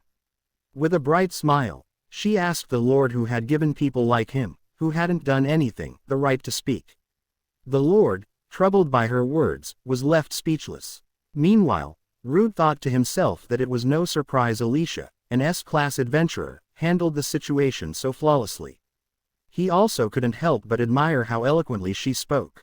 As Alicia spoke to the Lord, one of his subordinates stepped forward and told her that he had heard the rumors, but he hadn't expected them to be true. He remarked that Alicia of the Emerald Storm had become affiliated with Bologna. He then added, in a menacing tone, that given Alicia's level should have been weakened by the curse of the Abyssal Labyrinth, it made sense that someone like her would end up in Bologna. Rude, observing the situation, thought to himself that the man speaking was a bastard. He recognized the man as the guild master of Golar. The guild master then told Alicia that this wasn't a matter for mere adventurers to discuss. He approached her and sneered, calling her a worthless survivor from a party that had died in vain. The man continued, telling Alicia to stop sticking her nose where it didn't belong and called her a piece of trash. But as he spoke, Alicia became irritated and activated her powers. The man was taken aback, surprised that he was feeling intimidated by a girl who had been reduced to level 45. Just then, a voice called out, telling Alicia to stop what she was doing. It was none other than Lankars. Lankars then informed everyone that he would not tolerate any fighting within his guild and instructed the Lord and Guildmaster of Golar to follow him to his office. As they walked away, The guildmaster of Goler muttered that they should learn how to keep their dogs on a leash, referring to Alicia and Rude. Rude, frustrated with Goler's attitude, was about to speak when someone approached them and called out to Alicia, asking if she remembered him. Rude, irritated by the constant interruptions, was annoyed when another person approached them. But Alicia called out to the individual, asking if he was Ebert. Ebert, with excitement in his eyes, took her hand and expressed his happiness that Alicia still remembered him. Rude, curious, asked Alicia if she knew the person in front of them. Alicia explained that Ebert was from her old party and that they used to go on adventures together. Ebert then added that back in the day, the Azure Trails party that Alicia belonged to was one he deeply admired. He mentioned how Alicia's ability to use multiple spirit magic simultaneously and the way she carried herself had inspired him. As a fellow elf, Ebert couldn't help but look up to her. Ebert, with a sad expression, told Alicia that he knew how much she had suffered because of what happened in the Abyssal Labyrinth. He explained that this was the reason he had come to Bologna. Ebert then, with a bright smile, asked Alicia if she would be willing to join his party. Alicia, looking puzzled at his request, was silent for a moment, while Rude, visibly irritated by what Ebert had said, stood beside her. Alicia then spoke up, thanking Ebert for his kind offer but explaining that she had already formed a new party. She introduced Rude to Ebert as her party member. Rude, still annoyed, introduced himself to Ebert, saying it was nice to meet him. However, just as Rude extended his hand for a handshake, Ebert slapped it away and completely ignored him. Rude was furious that Ebert had treated him that way, but Ebert paid no attention to him and redirected his focus to Alicia. He grabbed her hand and mentioned that he had heard about the unfortunate events in the Abyssal Labyrinth and how Alicia had become cursed. Ebert then said that he hadn't expected someone of Alicia's caliber, an S-rank adventurer, to end up in a situation where she could only team up with a man known as a miasma scavenger. This made Rude even more enraged.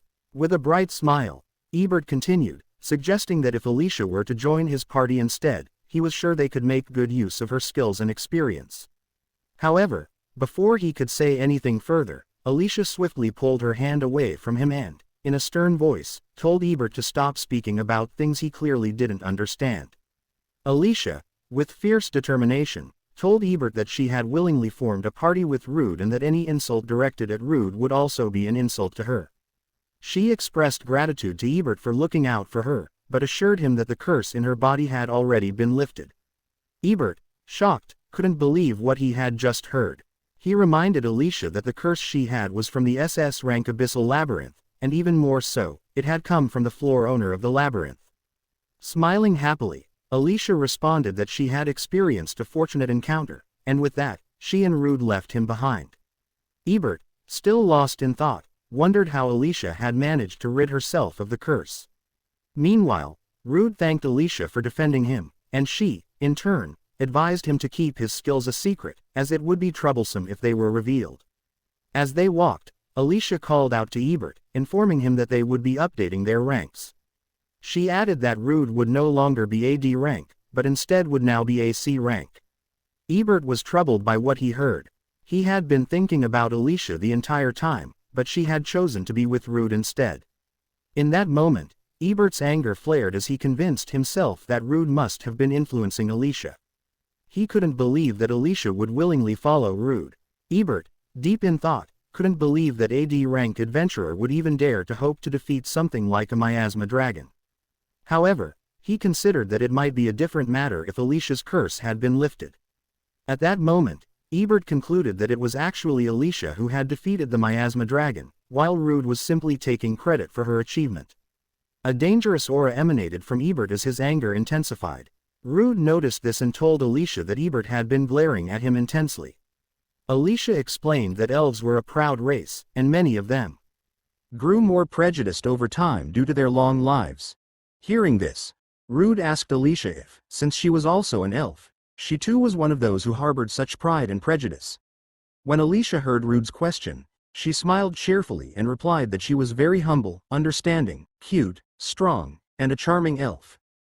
Rude immediately understood from her answer that she was, in fact, quite prideful. The two then headed toward the receptionist desk, where the receptionist greeted them warmly. She mentioned that she had heard all about them from the guild master and handed Rude his rank change. She explained that it was a very rare occurrence. Rude took the paper from her and, upon reading it, was surprised to see that he had been promoted to B rank, skipping C rank entirely. Excited by the news, Rude felt a surge of pride, and Alicia shared in his happiness. The receptionist explained that this promotion was a testament to how difficult the Abello New Labyrinth quest had been. That's all for today. Thanks for watching.